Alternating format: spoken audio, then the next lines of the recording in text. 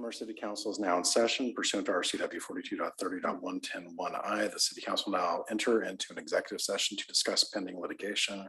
The executive session is expected to last 45 minutes.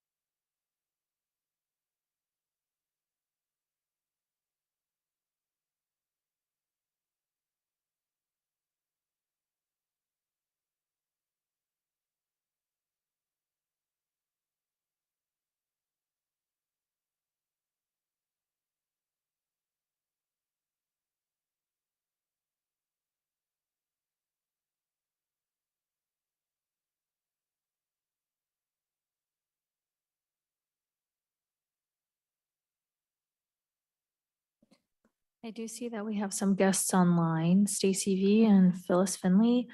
Just wanted to let you know the council is still in their executive session. They hope to be out around 7 PM, but again, they could extend if they so choose.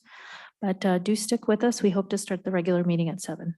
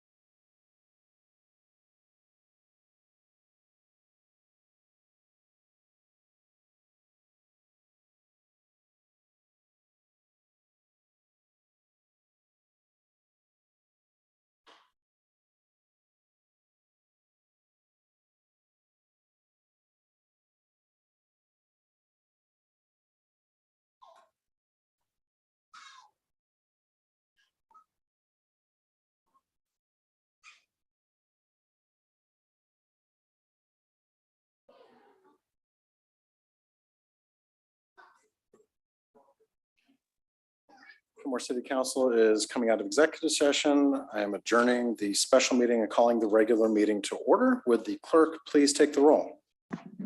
Thank you, Mayor. Councilmember Baker. Present. Councilmember Marshall. Present.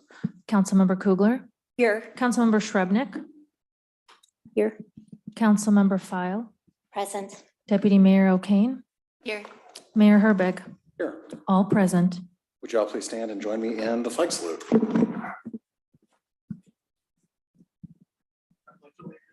To the flag of the United States of America and to the republic for which it stands, one nation, under God, indivisible, with liberty and justice for all.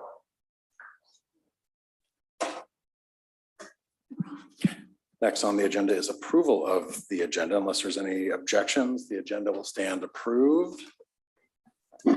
Seeing no objections, the agenda is approved. We have one proclamation today for Falls Prevention Week. Whereas every person, regardless of their stage in life, deserves wellness and stability. And whereas in Washington State, more than a quarter of Washington residents over the age of 65 experience a fall. And whereas falls are the leading cause of injury, death, and the most common cause of non-fatal injuries and hospital admissions for trauma among those 65 years old or older. And whereas the total number of unintentional fall-related deaths among Washington residents over age 65 has increased over the years. And whereas the city of Kenmore wishes to increase public awareness and educate older folks, caregivers, and healthcare providers about risk factors and how to prevent falls. And whereas the city supports the National Council on Aging and their senior safety recommendations to prevent falls. And whereas the NCOA's 5 steps to prevent falls include 1, practice a balance or exercise program. 2, talk to your doctor if you have had a fall or are afraid of falling. 3, get your vision and hearing checked annually. 4, keep your home safe. And 5, talk with your family and ask for support. Now, therefore, I, Nigel Herbig, Mayor of Kenmore, on behalf of the City Council, do hereby proclaim the week of September 18th through 24th, 2023 to be Falls Prevention Awareness Week throughout the city of Kenmore.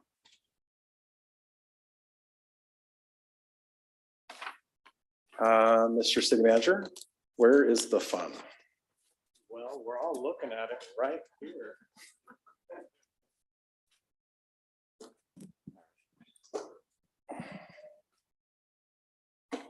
All right, thank you, Your Honor. So where's the fun? It happens to be on wheels tonight.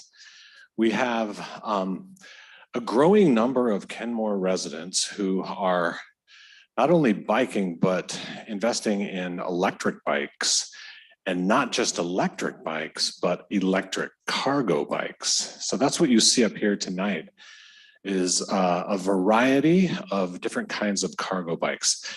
And if the owners of these cargo bikes could please come up to the front. And what we'll do is we'll quickly introduce, if you could just come over here for a second. And then if you could just introduce yourselves and say where you live, and then I have a few questions for you guys. So, all right, go ahead. Just tell us your name and where you live. My name's Mike DeCarafel. I'm down by the Slough in a mobile home park. And right here in Kenmore. And my wife works down in Ballard and she bikes to work daily. My name is Jeff. I live right across the Sammamish River here. I'm a resident of Kenmore. I ride pretty regularly. I'm Chris Olson. I'm a resident of Kenmore. I live on 62nd Avenue, kind of northwest Kenmore. I bike fairly regularly, although it's not my main form of getting around. Hi, I'm Jennifer Anderson. I live up by Inglemore High School between Inglemore and Morelands Elementary. And I sold my car when I bought my cargo bike. So my husband still has a car, but I do not. We are the Poolies. We live on 182nd here in Kenmore. And we bought bikes mostly for hauling kids around. So, but yeah, I used to bike every day to my job in Bothell before COVID, but now I work from home. So Cool, thank you. So Jennifer, I'd like to start with you. So tell us a little bit about like how long and if maybe you can come over to your cargo bike and show the council and the audience. But talk about how long you've been riding a cargo bike and talk about the car replacement that it is that you just mentioned, things like that. Yeah, so I actually ordered my bike in February of 2020 and picked it up a week before stay-at-home hit.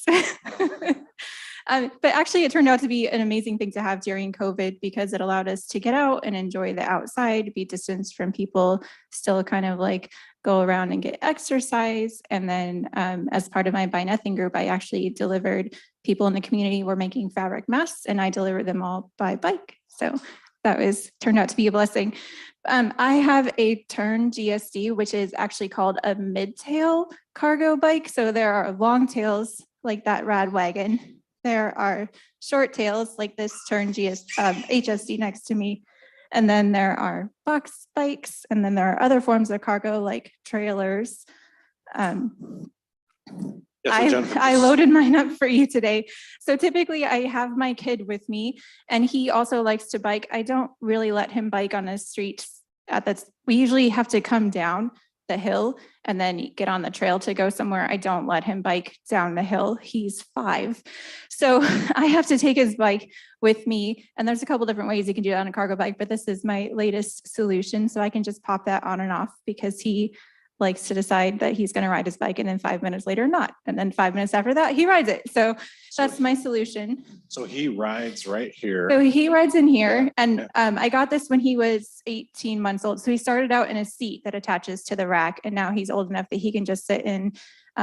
This is called Clubhouse or monkey bars, or all the different bikes have a different name for this cage, this passenger cage. And 2 kids fit in the back of my bike. And then I have 2 cargo sling bags on the back that can hold a lot. Like I take this bike to Costco with my kid. Wait, let's pause for a moment. Did you hear what she just said? She takes her bike to which Costco? Well, either Woodinville or Shoreline. Okay. So this is the real deal here. And then I also have storage in the front. So total, my bike, I think, can take just over 400 pounds. That includes me, the rider, and anything I have on it. And you kind of had to distribute that evenly. And I brought this to show you. So in the winter, some brands, actually most brands now, because a lot of us are using it to carry around kids and stuff, have made a rain cover for the kid passengers because they're just sitting back there getting wet or getting cold. So I brought this to show you. I haven't installed it this year yet. We don't need it, but this just sits on top of the bars and keeps my kid dry and happy. Good. So speaking of that, how many winters have you been through now? Is it 3? So this is 3. Yeah, this will be winter number 4. Number 4. So what did you do in the winter? Did you just stop riding your bike or what happened? Well, if I stopped riding my bike, I'd sit at home. So no, it's actually really easy, in my opinion, to continue riding through the winter here. The hardest part was actually finding a way to keep my kid warm. I'm riding the bike. Yes, I have an electric bike, but I don't use, especially down in the flat, I don't use the battery. I'm still putting a lot of work in. And my bike is only an e-assist. I don't have a throttle. So even if I want the motor to help me, I have to be pedaling. So I stay plenty warm with just some rain gear. And then I brought them so Rob can see them later because he was asking. And then I used some bar mitts, which go over the handlebars and keep my hands from getting wet and cold in the wind. But that's actually all I do differently. And you mentioned to me the other night something that you do to your tires in the winter. Can you talk about that? Yes. So I do after the first winter, start of my second winter, I actually did crash on some wet leaves and road debris. And so I now add studded tires to my bike in the winter, which just helps me feel a little bit better about going up and down Simons, and some of the steeper hills when it's pretty wet out, and also when it starts to get really icy. Because there are a lot of days here where in the morning the roads are kind of slick, but it's not like it's snowy. But it really makes a difference when you're on small tires. Okay, what challenges do you run into when you're riding your bike? Cars. No, but honestly, it's drivers who aren't paying attention or drivers who are impatient. You know, the 10 seconds it takes to wait to safely pass me feels a lot to some drivers, and that's hard. I've had people yell and honk at me and cuss at me with my kid on the back of my bike. So it is something to be mindful of, but for the most part, Kenmore is really lovely. The bike lanes and the bike lane improvements have been amazing.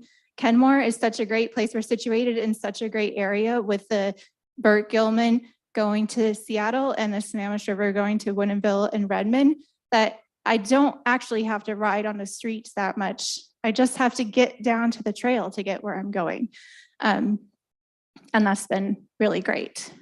What about parking? Like when we're in a car, we're pretty much guaranteed a place to park our car when we get there. What about on a bike?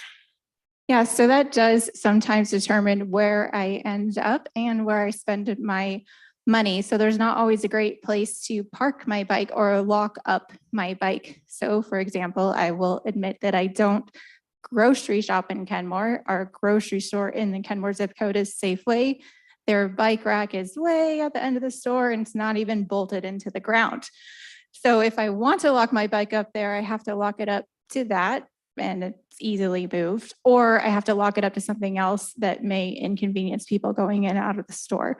So instead I go to a different store where I can more comfortably lock up my bike. The Safeway in Kirkland has their bike in the middle and their rack is bolted to the ground.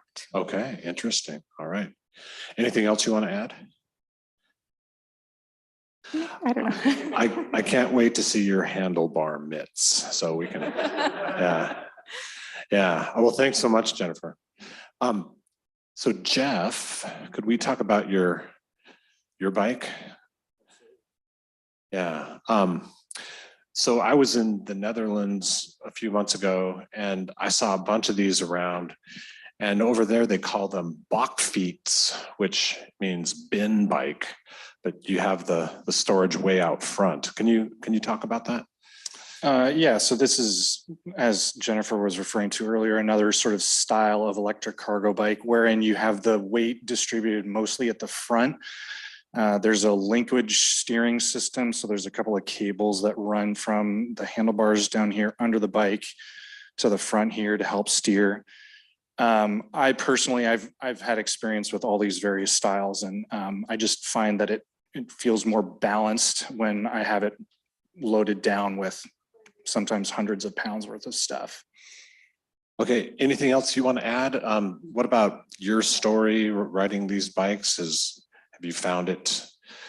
So I've actually traveled in the Netherlands. I didn't have a chance to ride something like this while I was over there, but I've been riding for an extended period of time. I've traveled in Western Europe where it seems like the infrastructure is more built around cycling and or just multiple modes of transportation. So it's incredibly easy to get around. And like to add to what you were saying earlier, having the Burke right here is incredible. You can use that as a main artery to get all over the city. Yeah. So can you tell the audience how you and I met? Yeah, I was riding just up Juanita here and I made a left on whatever rights 153rd. right in front of the guest house. And I'm just on a ride after work just to like enjoy the sunset. And this guy pulls up next to me and like flags me down and starts asking me all these questions about my setup. And I'm like, who is this guy? So, you know, we exchanged pleasantries, we introduced each other. I later found Rob here on LinkedIn and he sent me a message and said, hey, we're going to be having this meeting here and talking about cargo bikes and alternative modes of transport. You should come out. So here I am. Cool. All right. Thanks, Jeff. Yeah, you're welcome. All right. So let's give the microphone to the Poolies. Yes. So tell us, how long have you owned your bikes and what made you decide to get these bikes? And what are you doing with them now? Yeah, so we're pretty recent to electric bikes and cargo style bikes. I've biked forever. I've biked to work at various stages and different things. But we bought our house in Kenmore, and we love Kenmore as a community because it is so like there's a lot of services. There's a grocery store. There's a lot of things that are really close by, but they're just far enough that it's a long walk. You know, just getting to the couple of parks around our house. If we walk there, by the time we walk there and walk back, that's as much energy as our girls have. And so we really liked the idea of these cargo bikes because coming up the hill, I'm not going to be completely out of breath and sweating for the day sort of thing. So it really just makes so many of those little trips so much easier and more fun and gives a lot of versatility. If I want to work out, I just turn down the pedal assist and get it. But otherwise, if we want to go on a family adventure, I'd say we had already, we had outgrown the double stroller stage, and we had outgrown the two girls being hauled in a bike trailer stage. And so we were really looking for, okay, what's something that's not a family walk where we can still be doing this easy, enjoy everything around us. Because family walks can be very, very slow. Even though we love walking, we still have some little legs. And as you said, a lot of people are doing these, and you haven't done a ton of bike riding yourself. yeah, I have not done not nearly as many years of bike riding. But how's your experience been? The learning curve on an electric bike is much easier than I anticipated. And primarily because I feel like it's been a year or two before I've been on a regular bike. I mean, there's all these jokes of like, oh, you don't forget to ride a bike, but man, that first couple pedals is still really awkward and you still feel like you're about to fall over. But on an e-bike, you have a little bit of gumption that's going to keep you upright. And oh, it really helps with your confidence. I will say, Councilmember File caught us the first day we got these. And it was pretty humbling to have some witnesses to my first time on an e-bike. But within one quick 30-minute Kenmore Elementary School parking lot loop, we got it down. We rotate, both of us are comfortable on both bikes. We can move seats around. So this one seats two, this one seats one. We're still kind of playing around with baskets and cargo. But it's really fun. Yes. The experience. Yeah. Yes. Yeah, I would love to see like a community form out of this, right? Yes. Okay, so Maura and Elizabeth, can we ask you some questions? So do you like riding on this? Is it fun? Yes. All right, what would you rather be in, a cargo bike or strapped into your minivan? I That's the can't question. choose. I was trying to lead the witness here. Both. Both, all right. Both. Okay, and little sister? Oh, Well,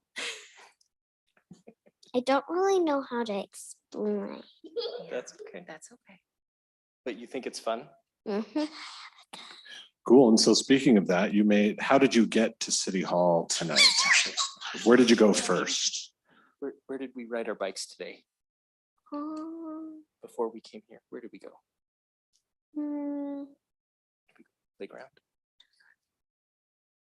Yeah. Where? Say. We went to my school. Oh. Went to Kenmore Elementary and played on the playground. Yeah. And then you came here, all on cargo bikes, right? Speaking of bike racks and like where to lock up, Kenmore Elementary does not have bike racks. So when I drop her off, there's nowhere to lock my bike up. So Wow. Yeah. Yeah. We all have a long way to go, city included. What do you like about the bike? Riding on it. Yes. All right. Well, thank you so much to the Pooley family. So Chris Olson, talk to us, especially tell us about what you've been hauling with that bike. Yeah, so I kind of pulled it off to the side here because in the process of doing what I did with this bike, I messed up the kickstand and I just have to get longer screws. Could you potentially help me pull this over real fast? Thank you. Just to get the kickstand reattached and make sure that it's safe. I just found that I was relying on it when I have my kid in the back of this bike too much, and it was better to just not have a kickstand at all so that I didn't accidentally rely on it and have the thing tip over or something while my kid's in the back. But I made a bike trailer out of an old kid trailer that had the linkage had been lost. So I got a mechanical engineering friend over and we made a new linkage, took off the old piece, and I made something to haul dirt in. And my main intent is to just go get the big bags of dirt, but be able to use something other than the car. The car that we have just doesn't have very much space. So this can carry about as much as it can. And You use it to haul dirt. That's Yeah. really cool. And the first time I saw you with this, it was at the Quad event on August 26th. And tell us what you were hauling on so that day. that day I was bringing, I brought a tent for just a pop-up tent for the event. I also brought signs and picked up signs on the trail with this. It just was easier and more straightforward than, driving, stopping, getting the sign. And especially because I was supporting for the bike route. So some of the biking was not by a road necessarily. So it just helps with that. I brought miscellaneous, bobs and tidbits, I guess, Yeah. Sharpies, signage, poster board, things like that. And I see the kid seat on the back. So Yes, so this is what normally I have with me, is just for my son Theo. And this is where he sits. And then this can just detach very, very easily. It's just a little slip pin.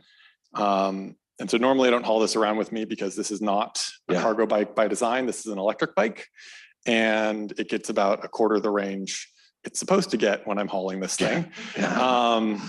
I've got an extra battery that I usually bring with me, so I can just swap it out, worst case, just to Okay. make sure I can get home.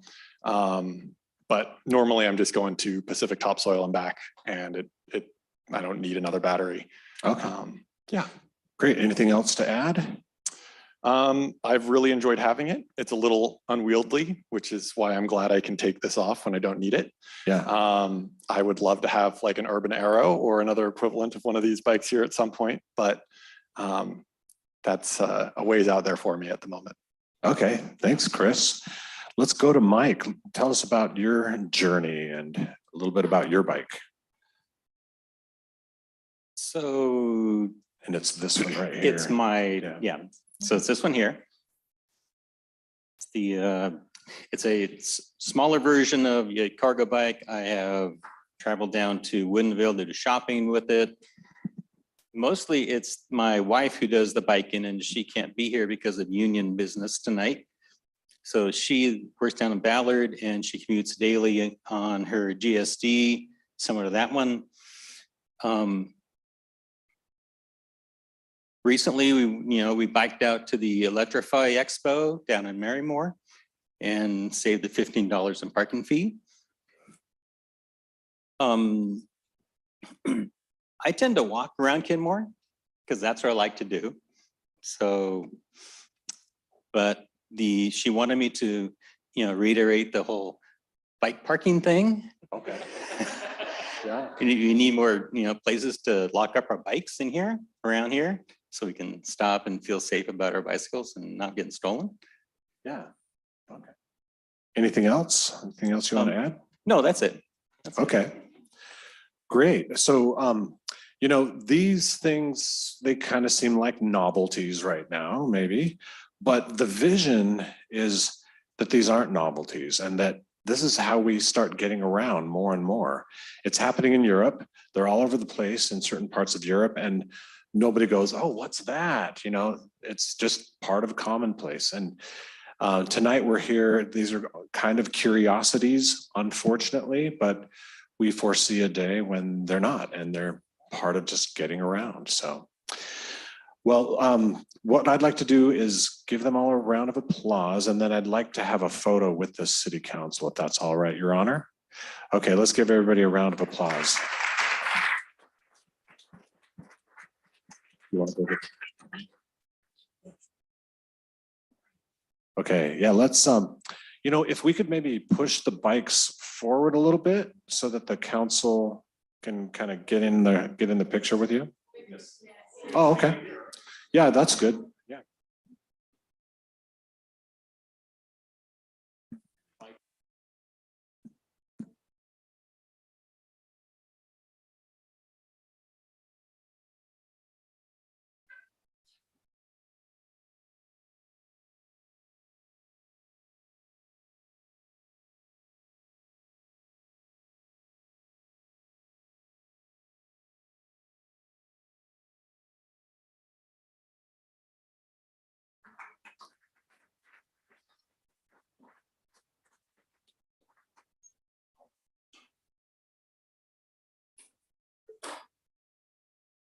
Unless there's any objections, we're going to stand at ease for just a couple of minutes.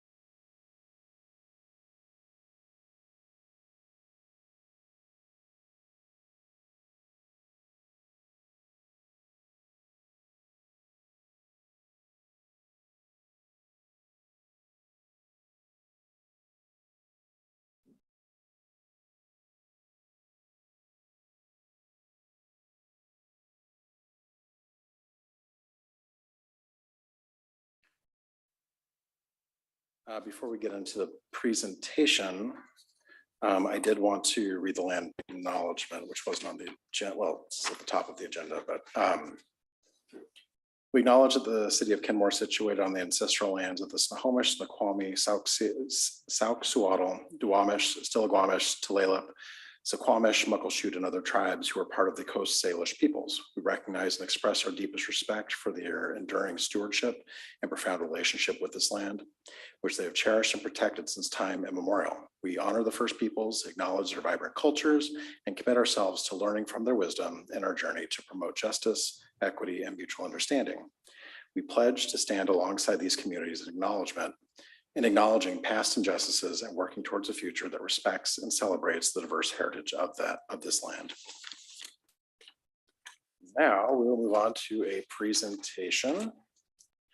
Kenmore Passenger Only Ferry, presented by King County Marine Division Director, Terry Federer, and King County Marine Government Relations Manager, Chris Harkins. Hi, good evening. That was a great presentation on e-bikes, and in my attempt to do a clever segue, I will mention that the water taxi changed our bike racks a couple years ago in response to the growth of e-bikes and fat tire bikes. We used to have a 36 bike rack on those. We consulted with a lovely woman on Vashon Island who commutes with her children on one of these bikes, and changed it to accommodate more fat tire bikes. We cannot accommodate the large cargo bikes because they block too much ADA access on the boat, and so that's unfortunate. But I think 3 or 4 of those bikes could easily travel on one of our water taxis. So see, I tried to link those two topics together. So go ahead and go to the first slide. So we're here to talk tonight about the possibility of a water taxi from Kenmore, and also, different modes of propulsion that are being pioneered for these boats to make them cleaner and cleaner. Where Metro has a commitment to green our fleet to be zero emission by 2035. And that includes our marine division. So there's been several studies on feasibility of if I get anything wrong, you just tell me. There's been several studies on feasibility of a passenger ferry service in the area. The PSRC did a study several years ago and then updated that study more recently. Both times Kenmore scored as a top 3 potential destination for an additional passenger-only ferry. Currently, the only 2 in King County that are operating are Vashon Island and the West Seattle Water Taxi. There was a demonstration route by the city of Des Moines last year that there was a privately funded and operated. And there are several Kitsap County passenger-only ferries. But Kenmore has always scored very high, along with Kirkland and Shilshole. The King County's Marine Strategic Plan also echoed that as in terms of examining Kenmore as a potential destination. However, those rankings were somewhat dependent on where a dock can be on the west side of the lake. Obviously, the best place to dock would be at the University of Washington. You have access to light rail, which will deliver you downtown in 8 minutes from Husky Stadium. That makes a combination of ferry light rail ride time competitive, certainly with a bus and certainly with driving, and is also just a lovely way to travel. The other dock potentials are Madison Park. There's not currently we would need to build a new dock at the University of Washington. We would need to build a new dock at Madison Park and probably do something at Leschi. Madison Park is challenging. It's time competitive because you don't have to slow down as much going into Union Bay, but it does not have good transit connections. It's about 10 blocks from where the G line, the Madison BRT will end. So that's a difficult, and it's through a residential neighborhood, it's difficult to serve. Leschi is simply probably not feasible. The only bus that runs to Leschi is a bus every half hour, and it takes a half an hour to get to downtown. So that's not going to work for most people. The University of Washington sent us a letter a couple of years ago. They said, we're not interested. We don't want passenger ferries to come into the area. They have a lot of concerns about impacts on the crew team.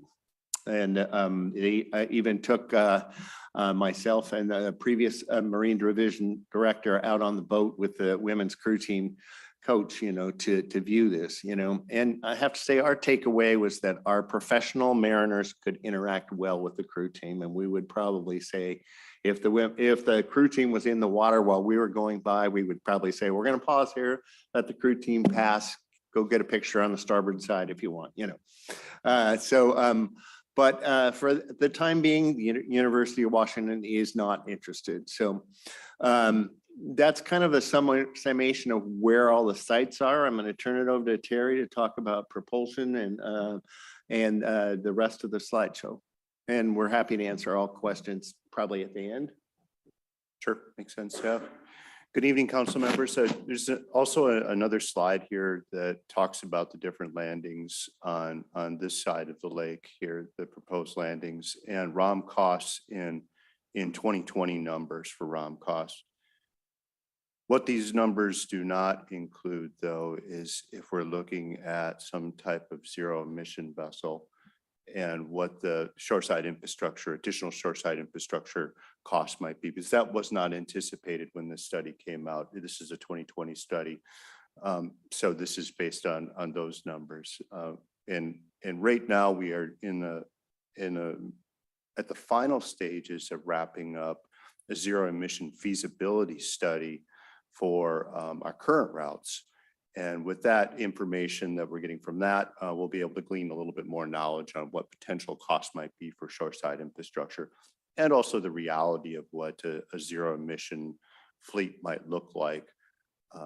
There are some similarities, especially with Vashon, our Vashon Island route compared to this proposed route as well when it comes to speed and comes to length of voyage, more or less the operational profile of the vessel.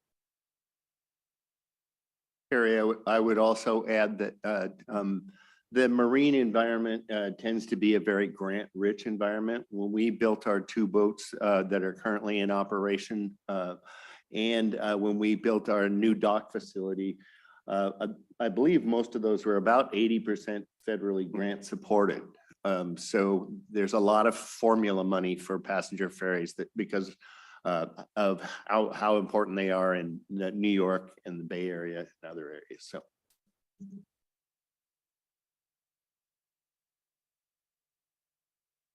So determining a vessel, there's a few things that are sort of mission critical in determining what is the best vessel for the route. One is understanding its operational profile. What is the length of the voyage? What is the speed that is required for it to be time competitive? What is the dwell time needed to potentially recharge the vessel? So these are really important when determining what propulsion makes sense for a particular vessel. We have really 4 choices to choose from. We have a traditional diesel, hybrid electric, fully electric, and then some more novel type solutions that are just coming out on the market, such as hydrogen fuel cell. So those are the 4 main types of propulsion. And then also we need to consider the shoreside infrastructure impacts. If we're looking at electrification, what are the utilities? What are the utilities going to be able to put out? What is the space needed? And what is the capital investment that's palatable to digest to do that? So the next 3 slides are more the novel solutions that are out there. We all pretty much understand the diesel propulsion side of things. I was steeped in that. I come from an operational background in vessel ops, so I understand what that is. But I've also been involved in multiple alternative propulsion builds in my career as a mariner. And I've kind of taken the knowledge that I've gleaned off of that, and I just left the diesel one out of it because we know what that does. And quite frankly, that is the easiest to swallow when it comes to operations. But I'm really excited where things are going on the zero emission side of things and alternative propulsion as well, as I'm a firm believer that that is the future on all scales in the maritime industry. First off is a electric hybrid propulsion system, and it clearly it's pretty much just a Prius on the water when it comes down to things. So to make it overly simple, reducing the size of reducing the amount of emissions by taking a portion of the vessel's operation, whether it's the hotel loads, operating the electricity on board the boat, and then also the propulsion of the boat is done through batteries in an energy management type system. There's still diesel propulsion involved though. Sensitive, let me go use the actual.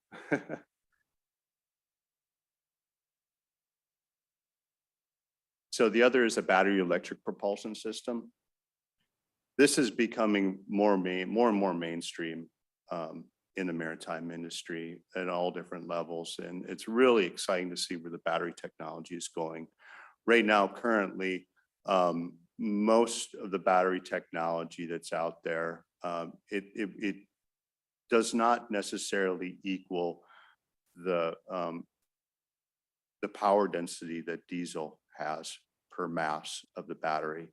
So you can make a boat do what a diesel propulsion engine will do, but the mass of the batteries will more or less sink the vessel to do apples to apples comparison. If we want to do 28 knots and we want to go a long distance, it takes a lot of batteries to do that, and the weight of the batteries outweighs the energy density. of it. So batteries versus diesel energy density is really compared to its mass. But ultimately, we remove the diesel engine out of the mix, and then we add batteries to change that. And then finally, we have more novel solutions that are coming out, and hydrogen fuel cell propulsion is a real thing in the US. I personally was involved in the testing and building of the first one in the US, first Coast Guard approved ferry in the US that used hydrogen fuel cells. However, there are some significant hurdles to this. This technology is very novel still. It's hard to source hydrogen, and the regulatory hurdles are still being overcome today, even with the first vessel. The first vessel is delivered to San Francisco Water Emergency Transit Authority and is operating down San Francisco Bay. However, as of a month ago, it was still going through a regulatory process. The future's there, and there's certainly an option, but it's not something that's a tomorrow option right now. Near future, I should say. Great. With that, we'll take any questions you might have. Councilmember Baker. Microphone, please. Using the university as a one of the end pieces of the terminus, the station. My only concern with that is how do you get people from the vessel to the light rail station? Because there's a long way to walk. It's about it's about a 7-minute walk. So that is a challenge.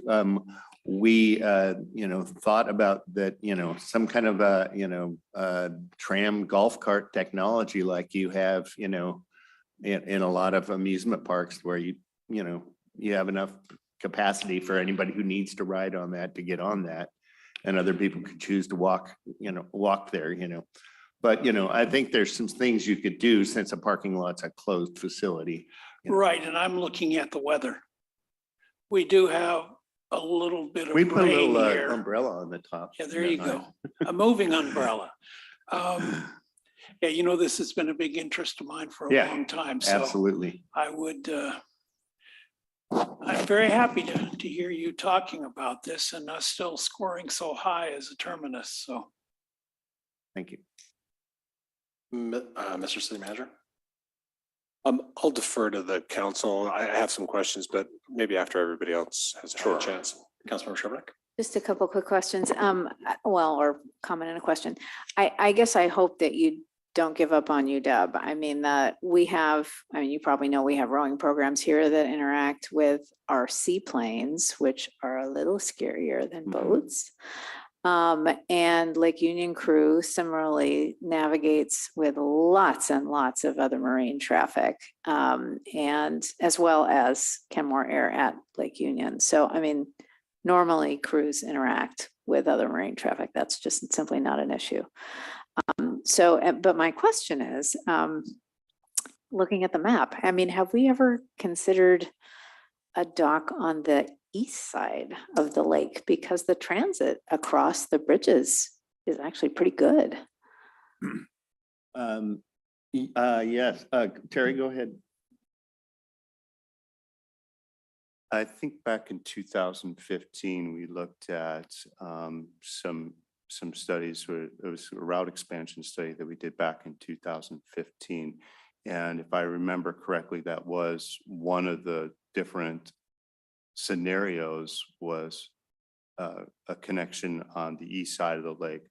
But the other part of that scenario then was to come take the boat over to the west side of the lake. I don't know if other transit options were considered in that particular study. Perhaps Chris knows a little bit more.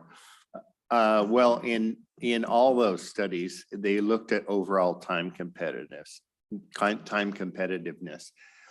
We are going to have 405 and 522 BRT also at that time. So probably an east side passenger only ferry would have some challenges with attracting a market share. Okay, I guess, yeah, I mean, I But- just but wouldn't it rule has- it out. I mean, but like it from has been here looked to at. the east side solves a couple of problems, I guess. You know, if you're looking at trying to get to either downtown or the east side, it's pretty easy from there.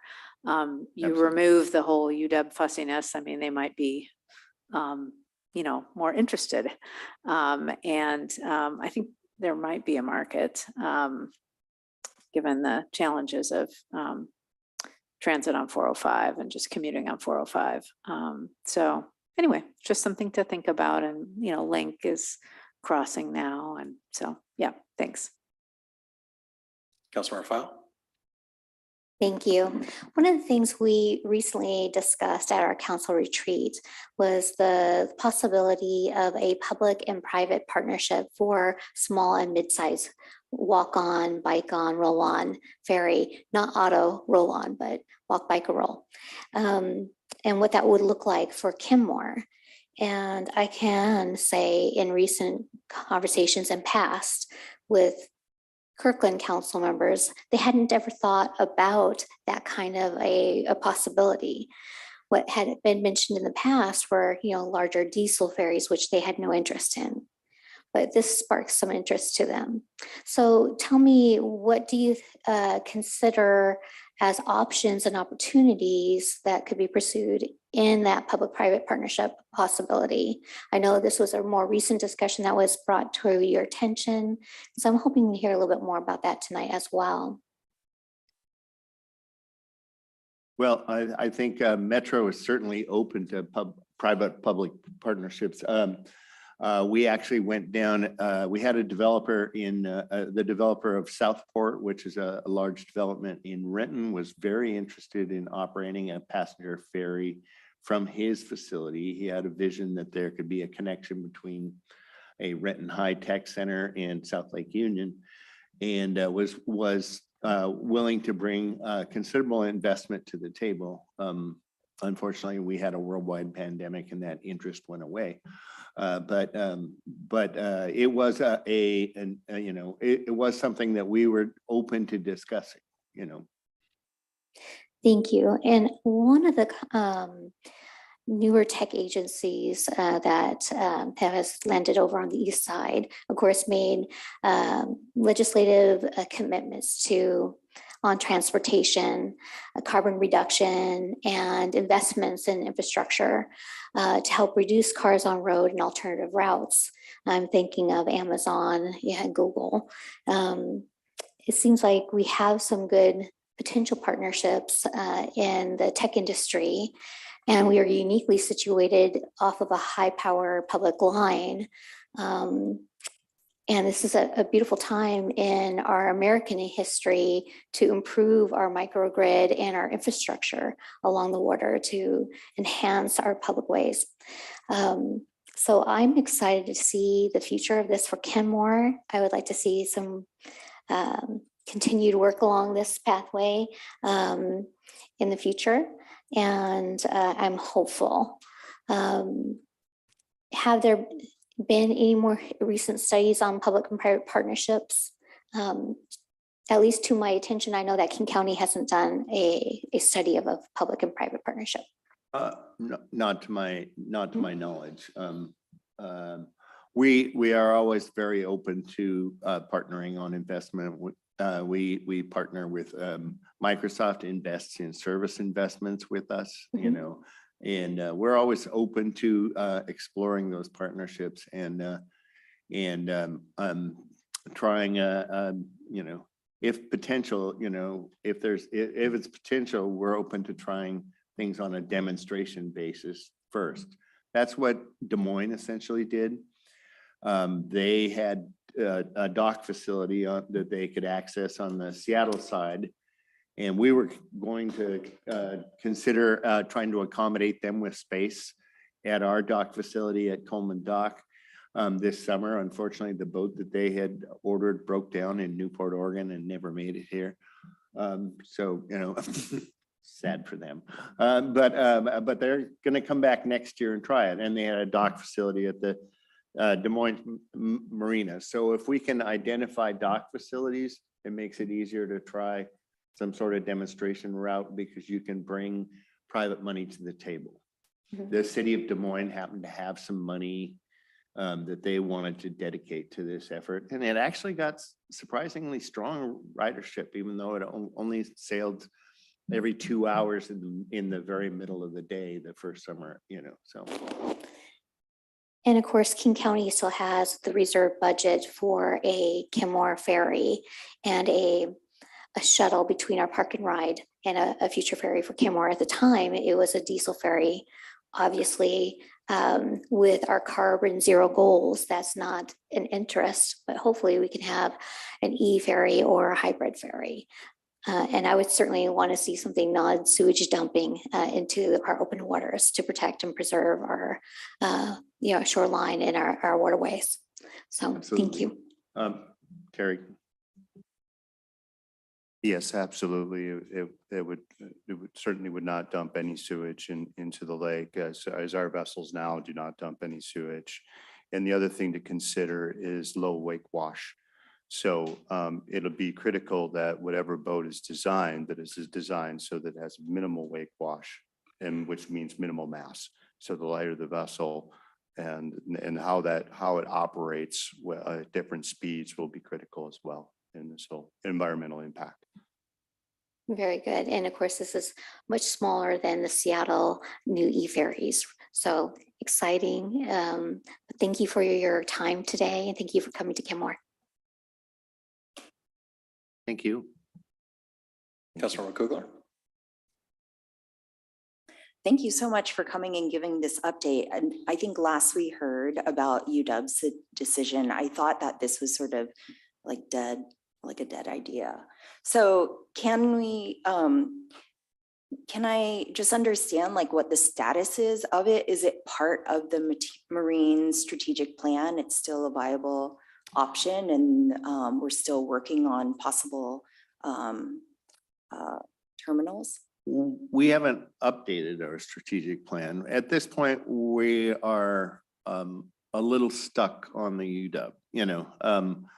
I don't think we see a clear path to elevating that decision or changing that decision.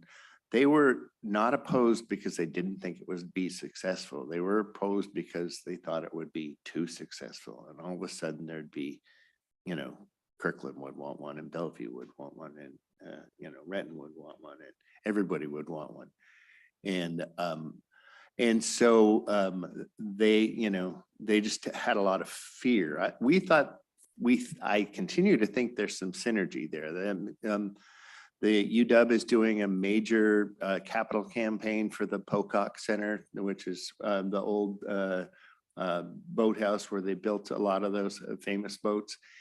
And our dock facility would be located next to that. I think there could be some synergy there, but at this point, they are not interested. I encourage elected officials and others who have contacts with the UW to, bring it up when you can. Just say, we're interested. We'd love to see it make it work, But at this point, they're not interested. Oh, I have another question, and that is, when this was originally started, the study was originally started, did you say it was like 2015 or earlier? Yeah, the route expansion study was in 2015, and that involved looking at multiple communities on and around the lake and outside as well on the Puget Sound. So that's why I referenced that. The more recent study where UW was engaged, that was after the 2020 study. And they were engaged in 2021, if I remember correctly from the notes. Okay, so in 2021, do you know if they did an update on like commuting behaviors or traffic at that time, like estimated ridership? At the UW or if we did one? Yeah. Mm-hmm. They did to an extent. However, it was also when the pandemic was taking place. Mm-hmm. So there's certainly some big unknowns there. as I think we're realizing within Metro, that commuting has changed. So what does that look like now? Because I think what that study referenced was focused primarily on just the commute. It wasn't focused on as much on midday or weekend service at that time. Yeah, I mean, that's kind of what I was getting to. Like, I can understand if the driving force was the commute originally. I do think there would definitely be interest in maybe getting to some of those east side locations like downtown Kirkland, downtown Bellevue, maybe Maidenbower Bay area for weekends or evenings or even commuting. I mean, Bellevue's a major job center. So, I mean, I think that there's definitely interest amongst our council. You're seeing that to keep this idea alive and moving forward. Thank you. Councilor Baker. Yes, if you indicated it, I'm sorry I missed it. What's the potential ridership out of here after 3 or 4 years of service? Do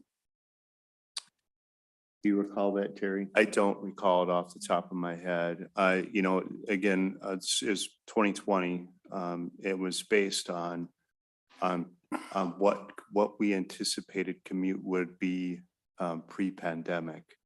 So I don't remember those numbers right off the top of my head. And I think in general, it was more of a range of, you know, we believe that demand would be, you know, strong, fairly strong, or, so, and I don't think there's a lot of question that if we had a good connection from Kenmore to the UW, there would be a strong demand for passenger ferry service. I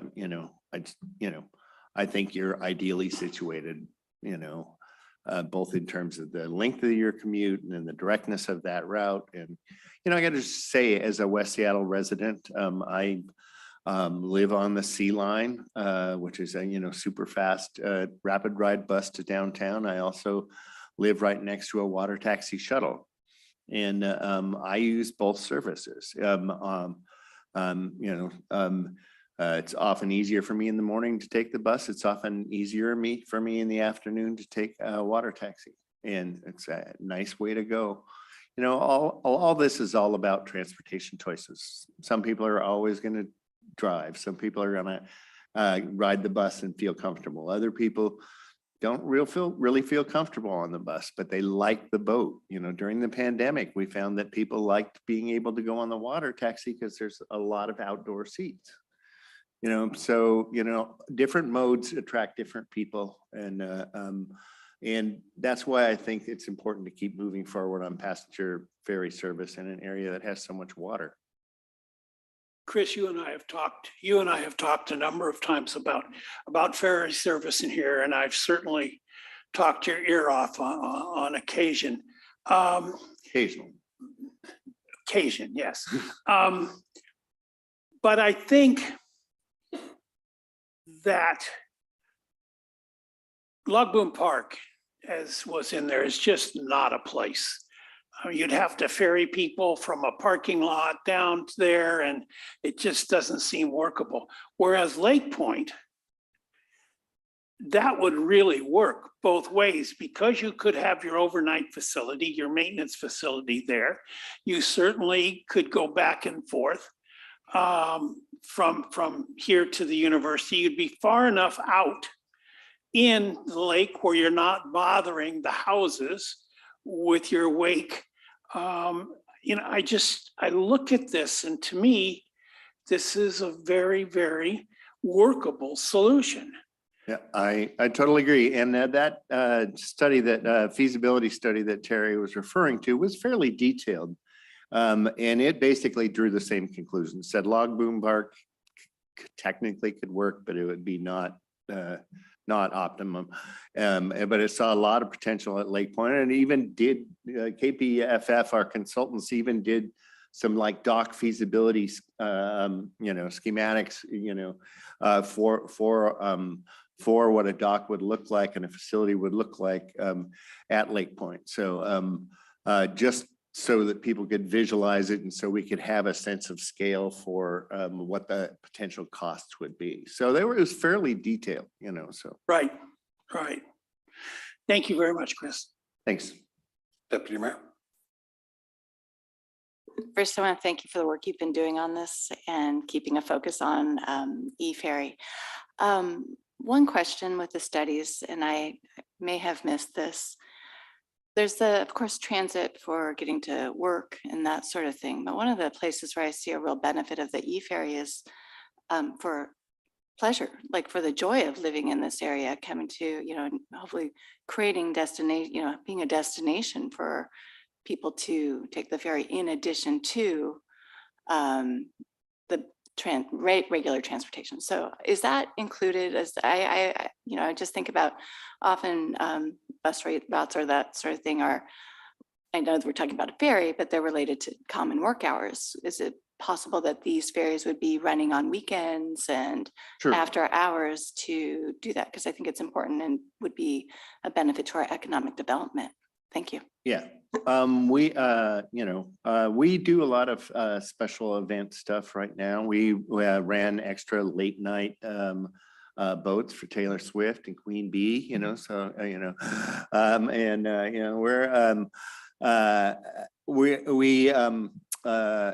we also offer late night service on Friday and Saturday nights when the Mariners are playing, have,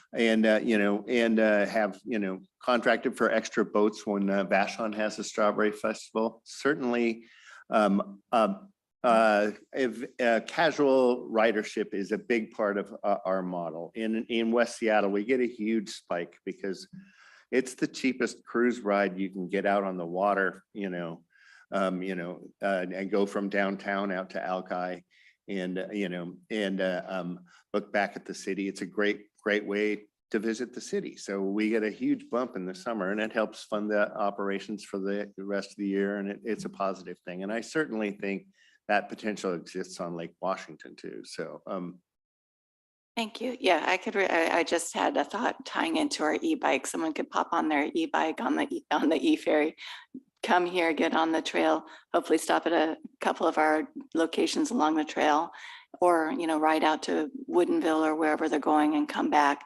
But like actually have it be, or go up to St. Ed's along our beautiful bike trail on Juanita Drive. And I just think it's a really great opportunity. I actually see the wonderful potential with casual ridership that I think, especially weekends, would be really important to be including. So thank you. Absolutely. Councilor File. Thank you. One of the things we heard about recently in our Sound Cities regional meeting was about the 2026 World Cup soccer tournament that's coming to Seattle and our region, right? A $4 billion impact to our Puget Sound region. Amongst that discussion was how we plan for the transportation impacts, the improvements needed, and working with those Build Back Better and infrastructure grants. I think having this discussion now is so timely. And I think we have to be looking to that future set and our role we will have to play in that, because each municipality is going to be heavily impacted. So I do know they're looking for alternative routes, not just day, but switching everything from scheduled deliveries happening late at night instead of impacting roadways, and switching to water routes. So I think this is going to be an exciting time. I think we have to be thinking about our future forward and also thinking about this impactor. And we need to be doing that now. So thank you. I totally agree. I would say two things that are important. Our marine passenger-only ferries also serve an important function in emergencies, in helping getting people out of areas. They were critical in several events in New York in evacuating people. They also are, I think I lost track of what I was going to say, but what was your other point? infrastructure, routes, improvements, Oh, I was just impacts. gonna say, special events, they also can be a really important transit option. When the Seahawks won and they had the victory parade and there was about 1 million people downtown, we just ran the West Seattle water taxi back and forth between West Seattle and downtown 32 times that day. And, carried an immense amount of people, and everybody knew that we were just gonna run the water taxi all day, so that's the kind of potential we have to ramp up for some special events. So anyway, sorry, I lost my train of thought. Quite frankly, our Puget Sound and our Kenmore region can be a beautiful touring site, and yet another venue for business opportunity. So looking at our sustainable business strategies and sustainable development, this is just one more layer into that. So thank you. Something real quick to add to that too. What we're seeing, I think the post-pandemic and the change in commuting is change in discretionary travelers. So a lot of the commuting isn't necessarily just commuting for work, it's for commuting for pleasure, getting out to green spaces, doing different things, not just going out for a boat ride, but also we like to call it discretionary travel, not just tourism, but certainly it's an opportunity for expanded economic development. Rob. Yeah, thanks. So we've talked about the one obstacle, which is finding a willing and viable receiving terminal. And sounds like we either need to change the minds of the decision makers at UW or find another receiving terminal somewhere else, possibly on the east side. So that's obstacle number one. The other obstacle we haven't talked about much tonight is overcoming or funding the subsidy necessary to make this happen. One thing that I've heard talked about over the years is to pay for the subsidy to expand this ferry system to Kenmore and other places. The county-wide ferry tax would need to be increased by about a penny. Can you speak to that? Is that still true? And what are your thoughts on that?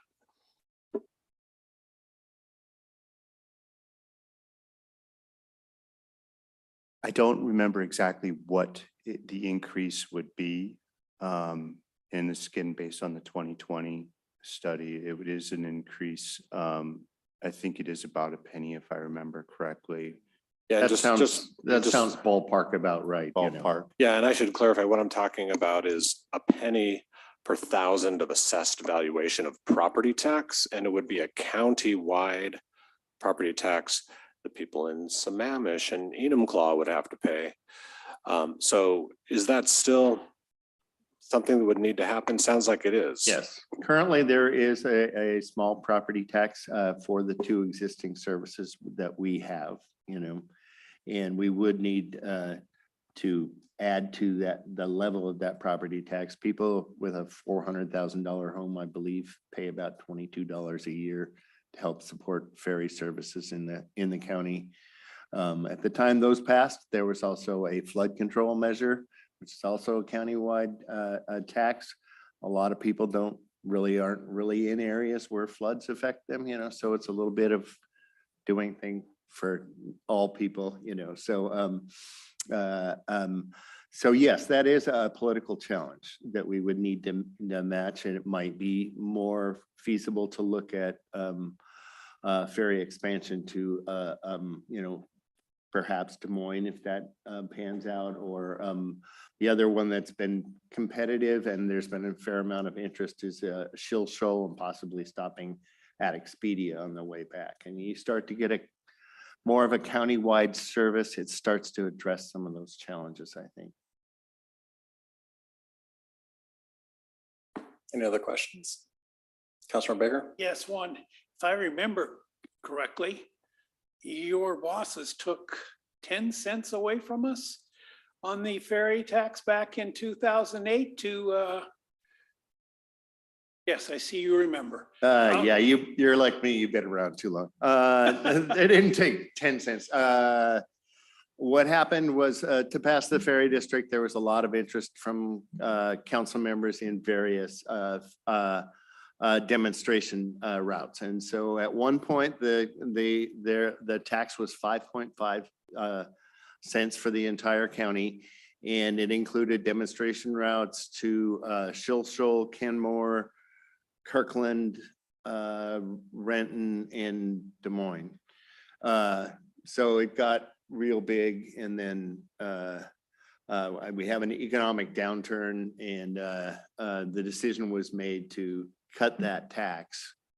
And so that tax was taken away, and the demonstration routes went away. So it was unfortunate that it never came to fruition, because had it come to fruition, Kenmore would probably have a passenger operating ferry right now. So. Okay, my last question. When are you going to start service?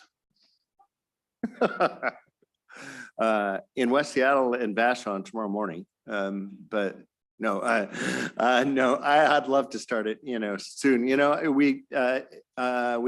we get a dock location that works, and some funding, I think, it's easier to try things as a demonstration route, and to get funding for something that's, that was the advantage of Des Moines that they really had, was they were able to lease a boat and have a dock at their own marina, and have a dock, that the port was able to provide for them, and we were going to provide for them. So it made it fairly easy to get that service up to running. So building and locating a dock here in Kenmore is an important thing, and continuing to work on what are our other locations on the lake, east side or west side, that might work out.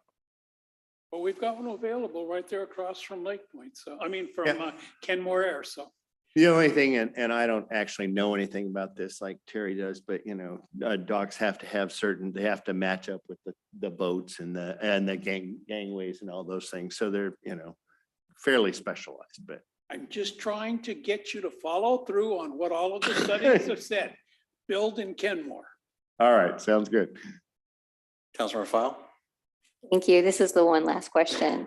And looking at the type of taxes that can be connected with ferries, it looks like there's obviously not really a B&O option, but there is a tourism option, it seems to be. And that's something that we might consider in the future. We always have to look at those checks and balances and how we impact our community, and also our part in the region and the part we play in supporting business and our community. So I'm looking at those additional options for down the road. Obviously, something like this requires a vote of the people for that one penny tax, right? And then a tourism tax. I think that's a municipal, or is that a council manic? Are you talking about a lodging tax? Tourism tax, a lodging tax, yes. Yeah, so the city can adopt a lodging tax. That's right. Yeah, what we would do is we would just capture the portion of that the county's getting, it would come to us. Right. And so instead of going straight to the county, it would stay in the borders of Kenmore. That's right. Very good. Okay, thank you very much. All right, I'm not seeing more hands. I want to thank both of you for coming out here this evening and watching a wonderful presentation about cargo bikes and presenting this. I hope that we can, as Councilmember Baker said, keep things moving forward on this. I think it's important to the community, and we just really appreciate your partnership. Just want to say it's always a pleasure to come out to Kenmore. Thank you very much. Thank you, Your Honor. Thank you, council members. Next up, we have public comment. We welcome our community members to the council's meeting. In this forum, the council does not engage or dialogue with the public. The primary role of the council is to listen. We'll hear from our on-site guests first, followed by our virtual guests. If you're online, please use the raise hand feature now if you wish to speak. All guests must address their comments to the mayor and city council. The clerk will acknowledge your request and call your name when it is your turn. Your time will start. We confirm that we can hear you. Please state your name and city of residence for the record and keep your comments to the allotted time. Will not split your time with others or reset your time except by express approval of the presiding officer. Screen sharing is not allowed. You can submit materials to the clerk or the council in advance. Please do not comment about pending development of projects on which the council will make future decisions, as those are quasi judicial matters, and council members must limit their communications about such matters. This meeting is being recorded. Thank you for taking the time to express your comments. Clerk. Thank you, Mayor. We'd like to hear from the following guests first. Katie Rhodes, followed by Elizabeth Mooney, Patrick O'Brien, Robbie Taves, and Alan Ricciordi. Hello to the council. Thank you for all your work. I wanted to share something fun about Kenmore that I encountered today or this weekend. Was at Safeway, and they're having an opportunity to buy diapers for homeless moms to take care of their babies a little bit better. And when I checked out, the clerk said, "I love this community." She said, I moved here to take care of my mom, and this is just the best place. The people here really care for each other.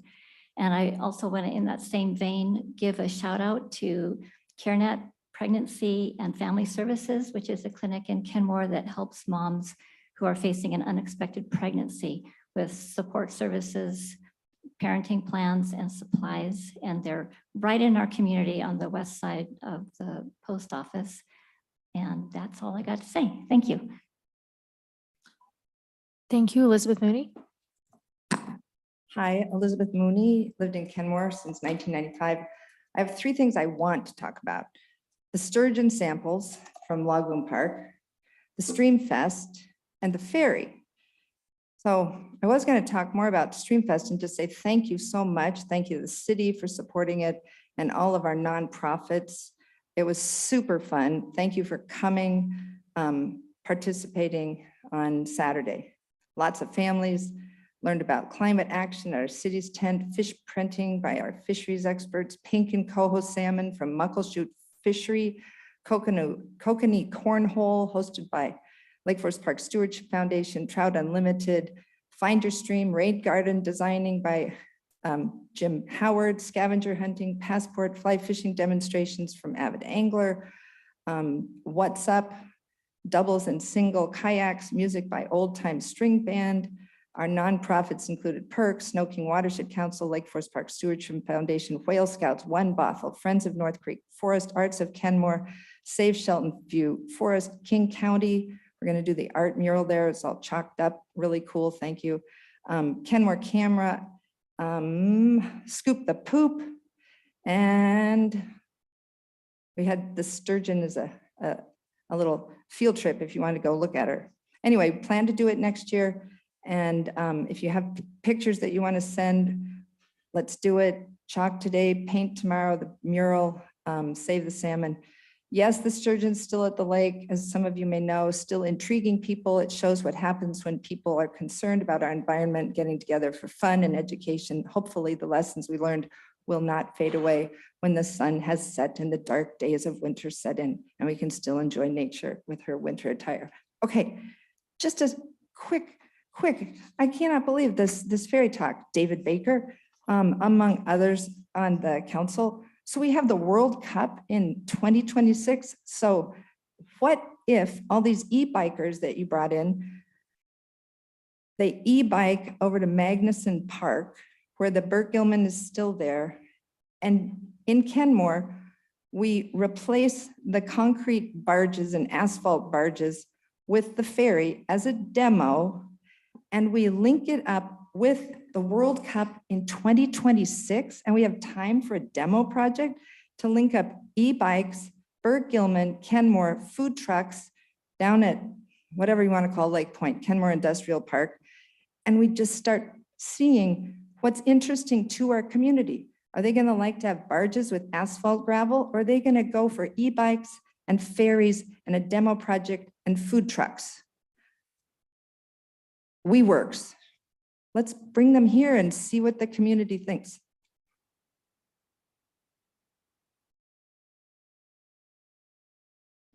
Pat O'Brien, Kenmore, Washington. First of all, I was in pain listening to that ferry proposal. I've been on the boat, the hydrogen boat that they had to put on a barge and haul to Bellingham to fix it. And they wouldn't even go back to San Francisco. They had to put it on a barge again and take it back to San Francisco. It's going to make about 1 year's worth of tours up in front of Fisherman's Terminal, and then they're going to mothball it because the technology is, that boat is so screwed up. It's $100 million waste of time. Now, if you want to talk about marine propulsion, I'll debate or talk to any of you about that anytime. The problem I have right now is I don't think you guys are getting all the good information, and there certainly isn't good information when it comes to the submittal of citizens on the studies that have been done on what's in our waters and what's on Lake Point. And we submitted 35 documents to the city. And then Janet Hayes got her thumb drive back and the stamp from the city saying, oh yeah, you did that. And she said, I'd like to see a copy of what you say I had.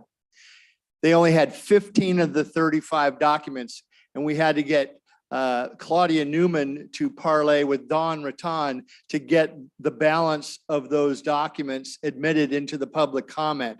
So if you don't know it as city council people, then it's being suppressed by staff. And you got to figure out if you knew that or not, because that was an overt attempt to suppress information.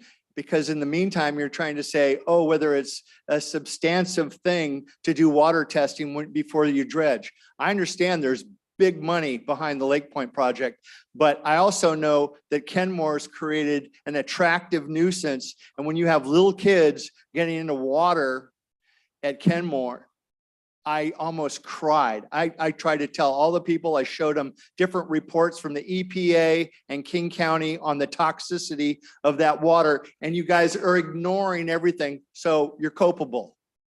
You're being told right now that those 35 studies are there and you ought to read them. And if you don't, that's criminal. You're killing people. There's no joke about what those chemicals that are in those reports will do to human beings, especially children walking into waters and in contaminated situation the mothers know nothing about. So wake up, and you can't have Earth Day if your whole environment on the waterfront is screwed up and you're not doing the testing you should be. Absolutely. I'm convicting all of you with that information. If you don't know it, then you're not doing your job. Thank you.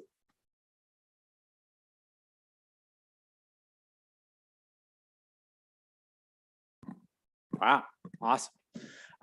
Everybody's awake now, and I've got a bunch of my neighbors here, and we've been talking to our council members because there are some speed bumps that are going to be installed onto the street leading down into our neighborhood. Small neighborhood, 100 homes about. I'm sorry, could we get your name and city of residence just for the Oh, record? yeah. City of residence is Kenmore. My name is Robbie Taves.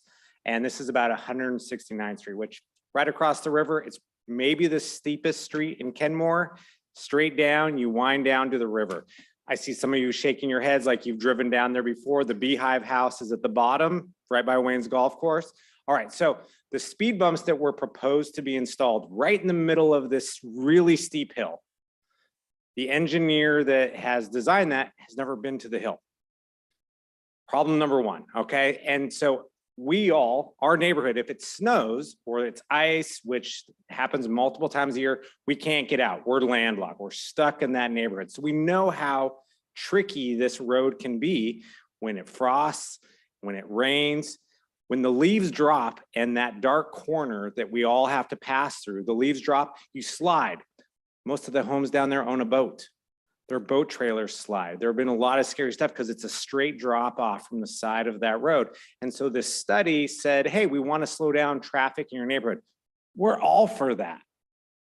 What we don't want is speed bumps right in the middle of this steep hill that are going to stop us from being able to escape our neighborhood, or as we're coming down, create conflict. And the engineering team is struggling to, gosh, even pay us a visit to figure out how to make this safe. What's also crazy about that street, for those of you that shook your heads, please tell your peers that are on the council. I've got a 13-year-old. It's a walking zone for the bus that drops at the top of the hill. So there's 45 kids every single day that walk down, and that's in the dark for a good portion of the year, which means now you've got boats, Amazon drivers, big trucks that are going to be going over bumps while trying to navigate children, while sliding, dealing with leaves because there's a lot of foliage all over the roadways. I've lived there for 14 years. The majority of my neighbors have lived there longer. It's a really tenured neighborhood with 1956 houses that most of my neighbors have been there for 30 years.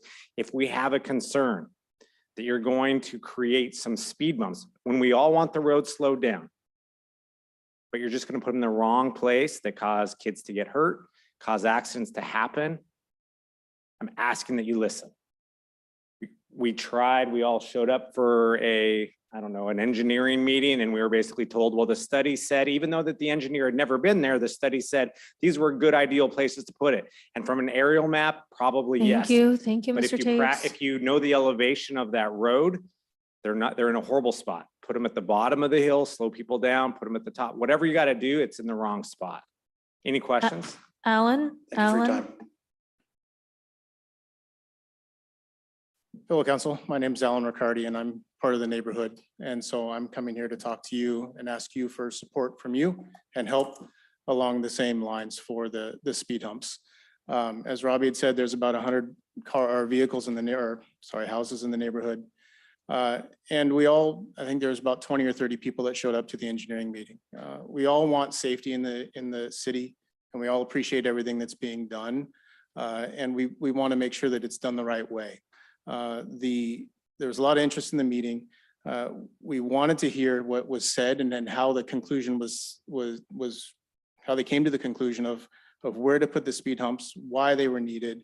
And so we sat down and we listened. We asked that they reconsider. We were told it's already in progress. The only option was to come to the council to ask for help. So that's what we're here for. Ask for at least a pause on the project and at best a complete stop to it.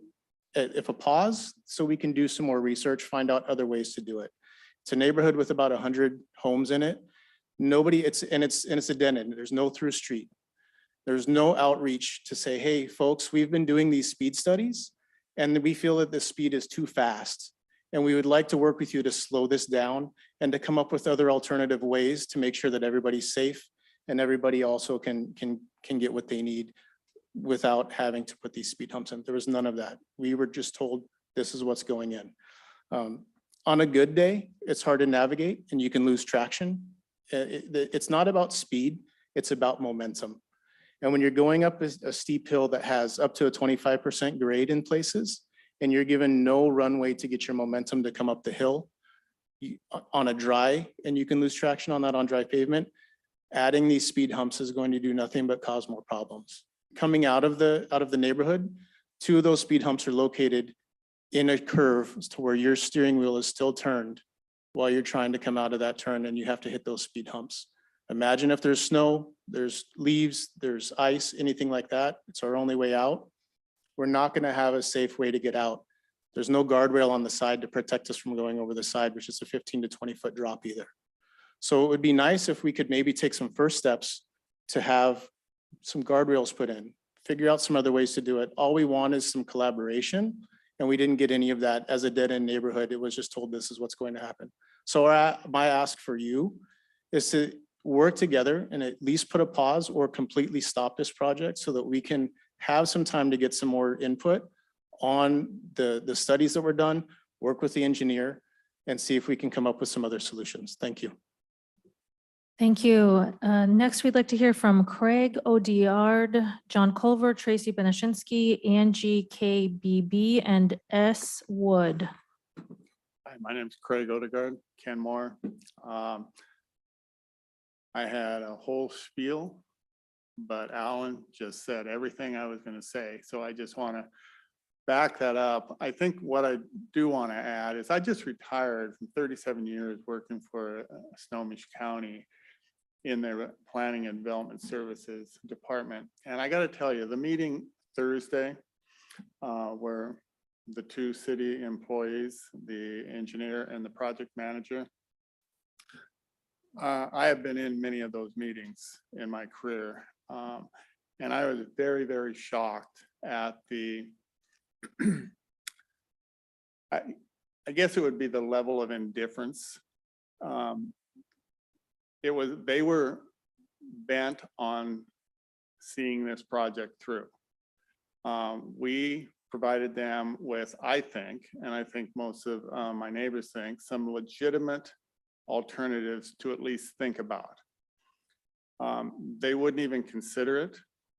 They listened, but they just kept hammering away at this is what's going to happen. And because of this speed study, this is where they saw the danger to be. And they were going to put these 3 speed humps in the middle of the hill. There's a straight stretch, and I know some of you have been in that neighborhood. There's a straight stretch after you get through the hill where most of the speed infractions takes place and where most of the neighborhood is concerned about.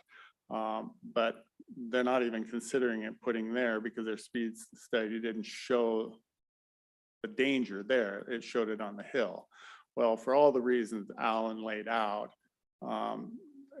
we think the danger isn't on the hill, and we would like to, at least take a step back and pause and evaluate it. And I was also a little bit taken aback when somebody on Thursday asked the engineer what we would need to do to do that. And his reply was to take it to the city council. And I don't know whether that's true or not, but it seemed to me that there could have been another layer, between the city, that engineer, and maybe his boss before it had to go to the city council. So I was just a little bit shocked by that, but I just want to add my voice, and I agree with everything Alan said. And I think that I don't know of anybody in the neighborhood that is against the speed bumps necessarily, but just feel that the wrong conclusion has been arrived at in this situation. Thank you.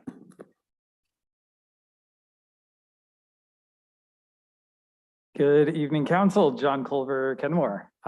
Bunch of good stuff to celebrate and shout out. Civics 101, you love to see it. Online courses, all good things. The town hall coming up, the e-bike flash mob was great. Eco-friendly Sturgis, I joked. Pasture Ferry, go Mariners, love it. Surface water management, culvert replacement salmon for salmon restoration, all good stuff. I can see people getting really excited about that. We saw the huge turnout at Streamfest and all the focus on salmon, so I think that's a great idea, all for it. I'm also jumping ahead a week, but I just got to say it. Local arts agency status for Arts of Kenmore. Yes, they're an institution. Love to see it. Thank you all for taking that up. And the transportation element, I see language in there with a nod to the somewhat influx nature of commuting, and I think y'all threaded a good needle on that, the planning commission. So all good things. That's all I got. Happy Monday.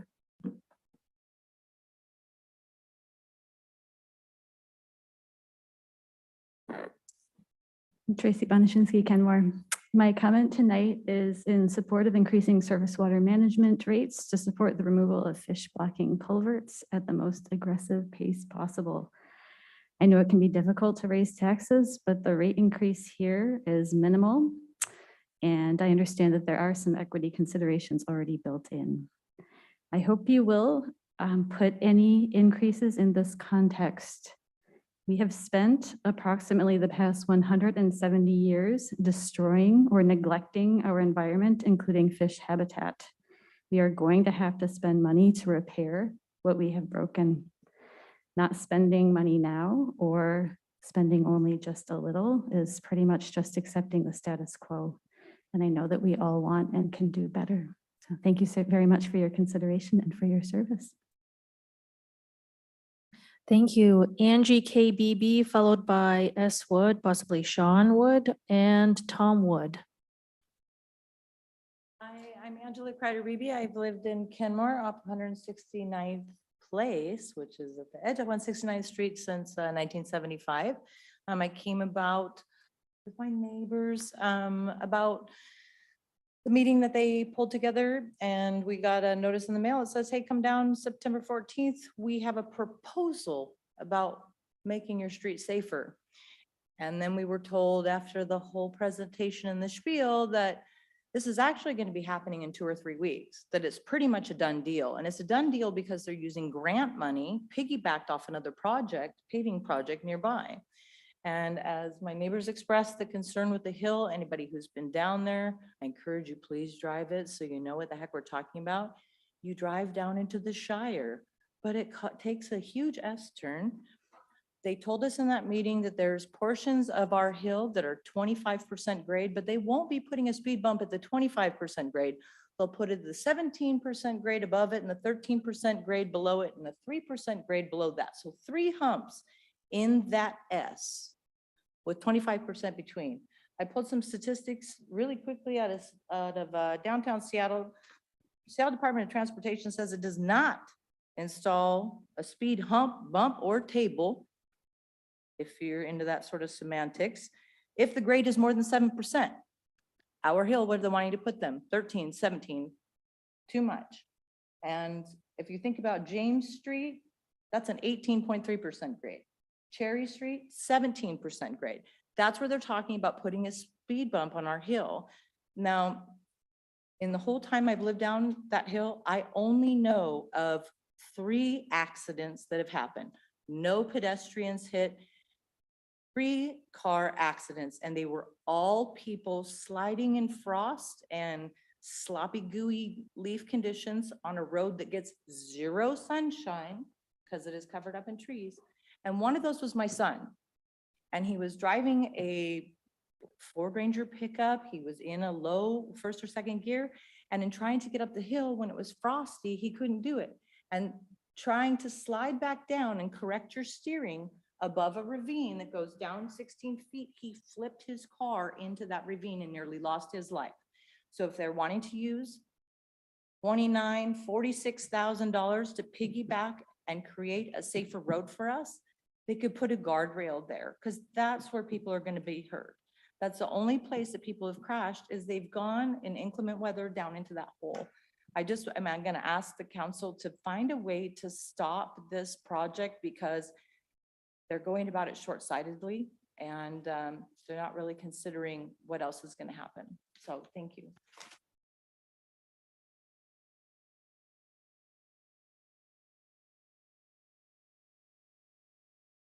Hello, my name is Tom Wood, talking for Susan Wood. That was the S. I know that we've mentioned that a couple of people have been down that road. I know Sabrivnik, you've been there canvassing. I met you twice there. So you know the road itself. Thank you for paving it. Last week we did have the meeting about the Quinault Estates. And one of the things is that the 3 speed hump tables is what they're calling them. We're not against 3. It's just that the placement of at least the first 2 are in the wrong spot. Excuse me. 3rd one could possibly be moved, but that's actually in an okay location. As you've heard, that there's a lot of during the fall and winter months, definitely no sunshine coming there to clear up some of that ice that we hit. And walking down the streets, we've had multiple people just sliding, just walking as careful as possible. There is no place for a sidewalk, so you do have to walk in the street. We did ask, a lot of the neighbors did ask for some sort of speed mitigation, just because of the number of students that we have walking, pedestrians that we have walking, and it was just met with, no, this is how it is, and there's nothing to do.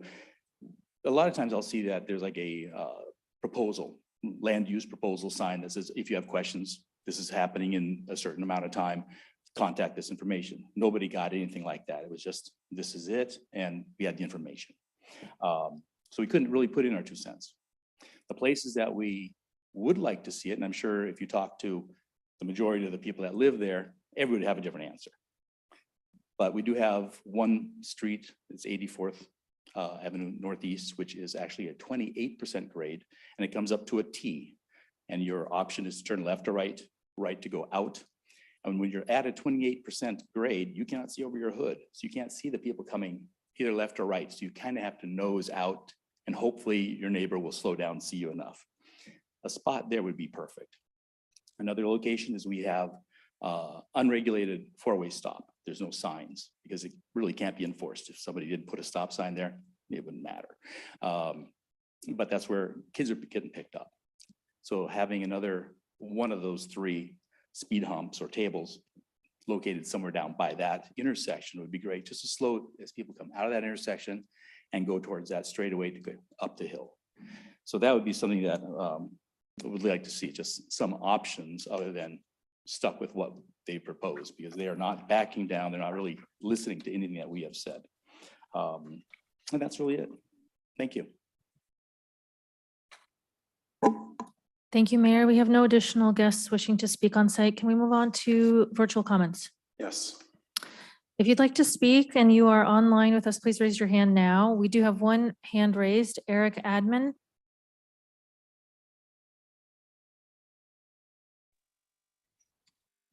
Thank you. So Eric Admin, Kenmore resident, 7815 Northeast 192nd Street. I just wanted to say that I appreciated the bike presentation as a longtime bike commuter myself.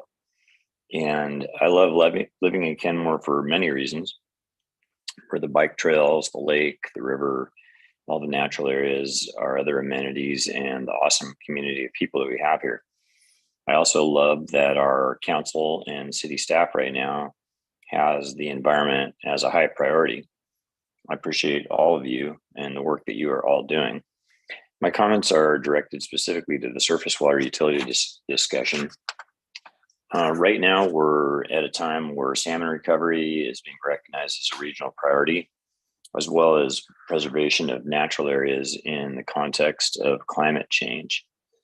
The city has an opportunity to contribute towards salmon recovery, as well as climate change and preservation of open space with adopting the most rapid approach to replacing culverts and preserving open space. So I would urge the council to strongly consider the Rapid Progress Plus option. We have a great opportunity right now to contribute to salmon recovery and the health of our local streams and open space. And so that I think that the cost is relatively low compared to the benefit that we could achieve with that. So thanks very much. Thank you, Mr. Admin. Mayor Herbig, I see no additional hands raised. All right, thank you very much. Next on the agenda is the consent agenda. The chair would entertain a motion to approve the consent agenda. So moved. Second. Motion and a second. Do we have any discussion? Seeing none, all those in favor say aye. Aye. Aye. Any opposed? The consent agenda stands approved. Next, we have the business agenda. First item, Planning Commission recommendation on the transportation element update to the comprehensive plan presented by Community Development Director Debbie Bent, Engineering Director John Vicente, and Planning Commissioners.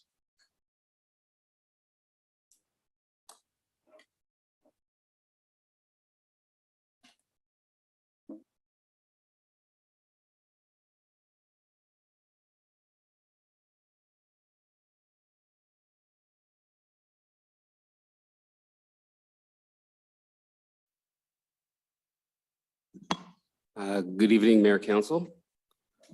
I am here to present the planning or the transportation element capital facilities plan update. And I'm joined here with members of the Planning Commission. Got Nathan Lautsis, Dwight Thompson, and Tracy Berezinski.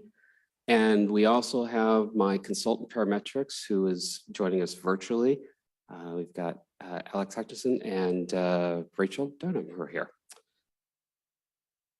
I'm gonna first give a brief overview of the update to the element, and then I'll be passing it on to the Planning Commission to provide their discussion with you.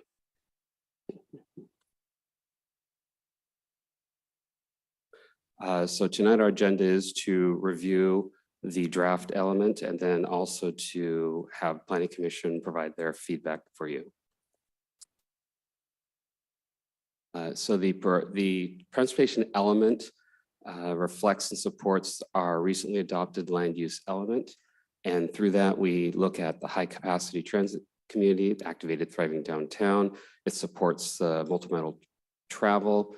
We also are looking to support city diversity, equity, inclusion policy and reflects the goals of climate action. The transportation element is split into several sections. We have the general introduction, which just explains what the element does. We look at our existing conditions. We have a list of goals, objectives, and policies to help guide the plan. Then we look at our future transportation system, what we're going to need based off of the land use element and other transportation modeling that we've done. And then from that, we create our near-term and long-term capital projects, followed by an implementation strategies for how we would bring those projects to fruition. The element also includes a few appendices which support the plan itself. Some of the major changes that we have from our previous or our current element, we are emphasizing more on prioritization of non-motorized mobility, emphasizing and supporting Kenmore as a high-capacity transit community. We've renamed our roadway types to align better with the State Department of Transportation and the Federal Highways Administration. We added some standards for structured parking facilities within the downtown area. We looked at, we also added new and evolving technologies to the plan.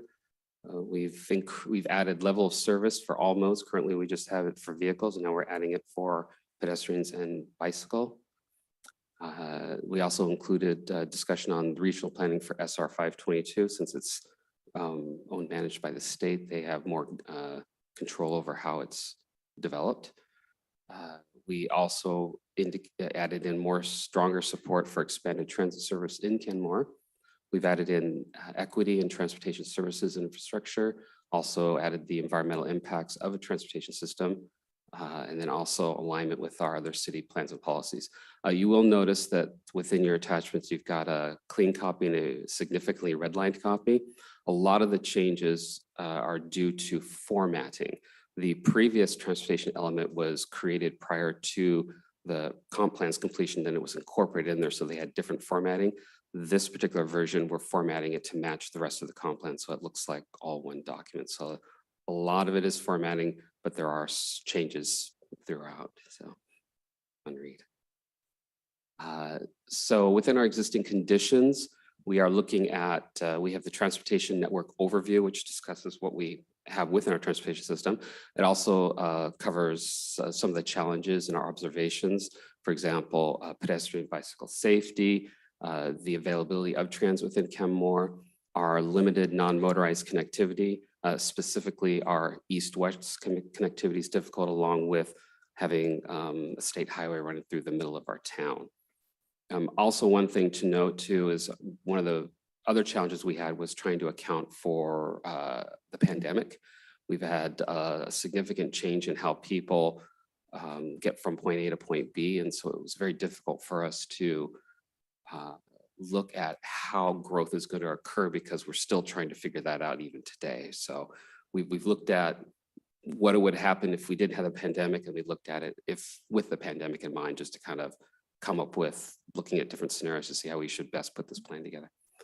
Some of the trends that the new trends that we've encountered that we've added, transportation related climate impacts, downtown development, and then of course, regional growth. We've got currently 6 goals in the plan, comprehensive multimodal network, local, regional, federal coordination, sustainability, trying to get people out of their single occupancy vehicles, maintaining safe air travel, and facilitating freight mobility. We have added 2 new goals. The first goal is related to equity in transportation, which covers or which includes projects that provide equitable access. They promoting inclusive and affordable services and a collaborative planning process. Goal 8 was also added, which is to minimize, mitigate, and respond to the effects of climate change. The challenge of course, balancing the demands of transportation with a sustainable growth strategy, and then also looking to reduce vehicle miles traveled specifically for single occupancy vehicles. The future transportation system, looking at what we want our system to look at. So we have again, the description of the layered network, which is part of the original plan, and we're just no changes related to that, just following through with the same idea of transit, vehicles, bicycles, pedestrians, and trying to get them all working together in the same environment. We looked at the forecast for our future operations to see if we need to make any changes to our current network. We have our roadway typologies, which looks at what, say an arterial street looks like, bike lanes, lane widths, that kind of thing. And then a vision for our modal networks is also included. We have the near and long-term capital projects. So we've planned out the 6 and 20-year projects. We're looking to use these projects to achieve our vision, which we outlined in the draft plan. The projects that we have focus on addressing safety, non-motorized mobility, maintaining our existing infrastructure. Based off of our analysis, we're not seeing any new projects needed to maintain our adopted level of service for our street system. Then the implementation section really looks at the cost estimates for each project and how we could potentially fund these projects to implement the 6 and 20-year plan. And we have the appendices. We have D1 through D5. D1 is all of the modeling information methodology outputs to help us determine what we have, what we're going to need. D2 is our land use distribution, how everything is going to be, how our land use is going to look in the next 20 years. Then we've got our roadway typologies in D3, our conceptual design and cost estimates for our capital facilities plan in D4, and then typical or possible funding sources for those types of projects in D5.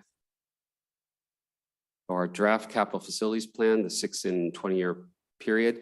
I won't go through all the projects here, but they really list all the projects that we're looking to do in the next 6 years. Down below, we've got very small print. We've got the sidewalk program and the ADA transition program and the pavement preservation program. We don't highlight those on the map because there are too many projects to talk about, so we just put them in as a footnote. This is the cost estimates proposed for each one of those projects. Right now, the 20-year cost estimate is $119 million. One thing I will note, items like the pavement preservation program, the ADA transition plan, the pedestrian facilities plan, that's over the 20-year period, not the actual cost to do the whole program. So you won't see, for example, in the ADA transition program, you won't see the same number that's in that plan because that plan will take longer than 20 years and we're just showing what we think we can do in 20 years. As part of this process, we had our public engagement. We had one in-person drop-in session on January 19th. That was 8 a.m. to 4 p.m. We had 7 people provide comments. So the majority of their comments were just more project-specific, things they wanted to see built within the city itself. We had an online open house that ran from January 9th to March 1st, all this year, or yes, this year. And then to alert folks of the online open house, we sent postcards to every address within Kenmore. We included it in our quarterly newsletter, and we also noted it on our website. We held our public hearing with the Planning Commission on March 7th. As part of our our online open house, we also had a survey. We received 138 completed surveys. I'm going to go through the questions here. So one of the questions was, how do you travel around Kenmore? 94% said they drive, or 74% said they walk, roll, 36 biking, 21 transit. Now, in these cases here, folks can check more than one box if they wanted to, if it worked for them. Another question was, how do you travel outside of Kenmore? 94% said they drove, 58% did transit ride share, and then 28% for biking and 10% for walking or rolling. We asked how many people used assisted mobility devices. 91% said they did not. So 9% said that they used some sort of device to help them get around. We asked whether or not folks supported our proposed changes. 55% opposed it, 28 were neutral, and 17 opposed or strongly opposed to the plan.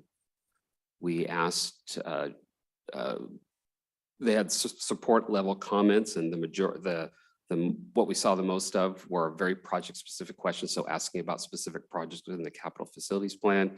They indicated they wanted to see more transit availability. They wanted to see more alternative modes of travel within the city. A lot of folks said it was a lot to absorb and comprehend. They indicated that they wanted to see more parking and a balance with automobiles, and they also wanted to see more pedestrian and bicycle improvements. What were the most important policies? They felt 44% thought the non-motorized policies were the most important, followed by expanding bus service, and then new evolving transportation technologies with climate change and equity at 8.5%. Their general comments on the plan was the majority that we saw was requesting us to focus on automobiles, add more parking, more sidewalks and bicycle infrastructure, and more transit and light rail.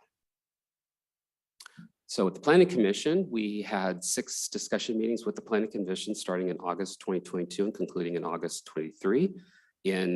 On April 4th, the Planning Commission made approved to recommend the draft plan presented for your consideration.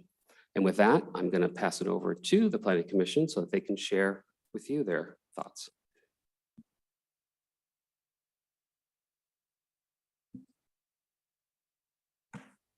I think I'm on. Good. Your Honor, Deputy Mayor and council members. I'm Dwight Thompson, your chair of the Planning Commission. Tonight, we have 3 commissioners here. Vice Chair Vanderleen is getting off the plane, so he could not make it here. Commissioner Wyrick had an emergent staffing situation in his Kenmore business. And Commissioner Quadri has been unavoidably detained. So it will be the 3 of us, Commissioner Lucis and Banaziski and I. Tonight, we are transmitting for your consideration the transportation element for the 2023 comprehensive plan update. We have spent hours working on this element, had many public comments, held a public hearing, considered all the staff comments and recommendations, reviewed and voted on each of the parts of the element. We unanimously voted to approve this element to be submitted to you for action. Some of the high points that we believe should be brought more clearly to you instead of all of these hundreds of pages. I am sure you've seen the docket of the element, and it is honestly a lot to be digested. So consider if the existing conditions in this element constitute what is happening now, pre, during, and post-pandemic conditions. These conditions may affect the conclusion drawn for current use versus future use projections. We embrace the concept that Kenmore will be a high-capacity transit community. We continue to ask, what does this mean for the development of the TOD? What will be the environmental impacts? And are there limits that should be instituted? Does equity for transportation equal equity for housing? Arterial transportation growth, is that equal to growth in both housing and affordable housing? Funding sources for transportation growth will need coordination, transportation, and housing. A concurrence route for this?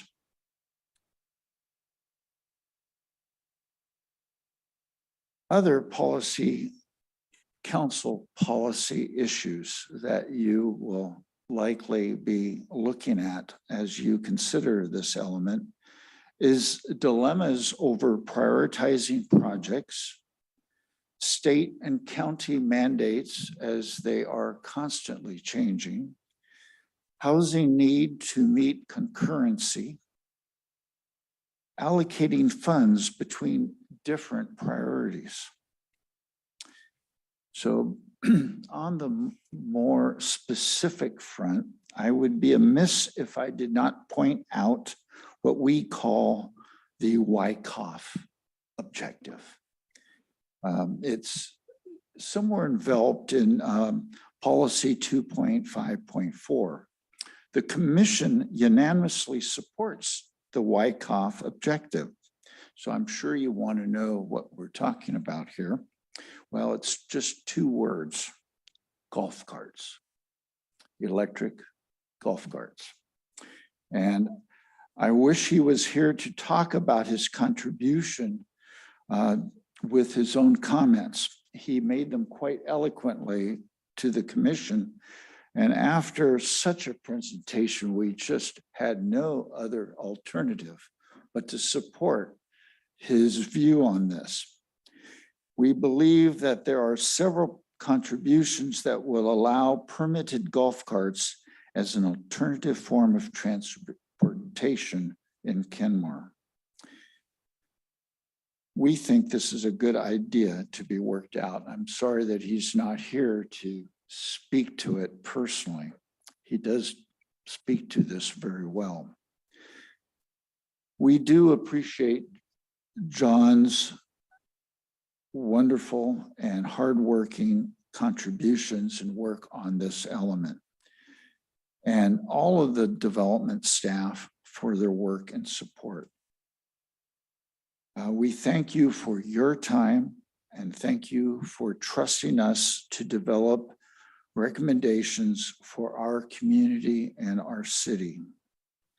So finally, Commissioner Lutzis will follow me and then Commissioner Banaszewski. And now Commissioner Lutzis. Good evening, esteemed members of the Kenmore City Council. My name is Nathan Lutzis and I'm one of Kenmore's planning commissioners. Tonight, I'm going to go into a little more depth on this element and specifically why we wanted to point out our support for Kenmore as a high capacity regional transit community and our desire to emphasize transit within this updated element. Kenmore stands in a uniquely versatile location situated between Seattle and the East Side with a great deal of connectivity to both. With the expansion of transit services in the region, including bus rapid transit and light rail, the Planning Commission has worked to make accessible and emphasize the importance of transit in greater regional connectivity and commerce, as well as using it as a tool to address climate change. An accessible method of transit that also supports efforts to make housing and the cost of living more affordable in Kenmore. As pointed out by John, 58% of respondents to our survey noted that they use transit to travel regionally inside and outside of Kenmore. So that is sort of the premise on why we wanted to first introduce this as a very significant portion and why we are emphasizing it tonight.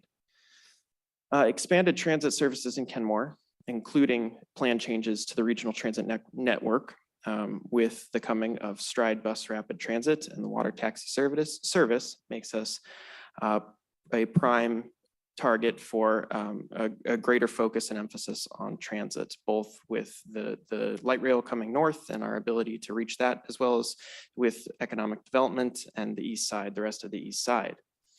Transit is a big part of this element. It's either a piece of or a focus on for goals 1, 2, 3, 4, 8, and elsewhere throughout the element. Specifically, it's focused on in goal 4, which the goal states encourages public transportation, non-motorized travel, and other transportation strategies that reduce the need for automobiles, especially single occupancy vehicles. And specifically, transit is mentioned as a significant piece to achieving this within objectives 4.1 and 4.2. It is also a critical element for our new goal, goal 8, which regards the minimization, mitigation, and response to climate change, specifically policy T 8.1.4, or excuse me, T 8.1.1. Including transit-oriented development in our community is an environmentally sustainable growth strategy to combating long-term climate change. It is also necessary and critical in our attempts to reduce vehicle miles traveled in order to ultimately and significantly reduce greenhouse gas emissions. So in this way, we saw transit as important for our city's efforts to combat climate change and improve our environment, as well as making through strategic growth strategies and attempts, an opportunity and a tool to help reduce the cost of living in areas of Kenmore and make the achievable of affordable housing more appropriate and attainable for developers and citizens alike. So in that regard, those are the reasons why we believe Kenmore should be considered a high-capacity regional transit community. And that is why we have chosen to emphasize transit as being a significant portion of this element. Thank you.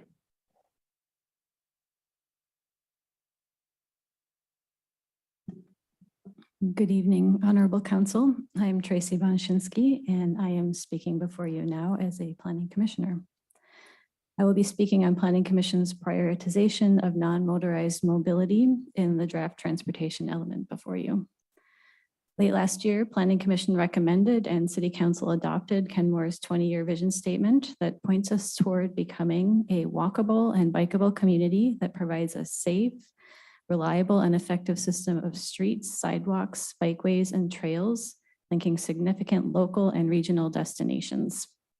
Several additional clauses in the vision statement describe Kenmore's commitment to prioritizing non-motorized mobility, including reference to a pedestrian-friendly downtown, and a desire to support the physical and mental health of all of its residents. Moving one's body by walking or rolling is a great way to achieve either.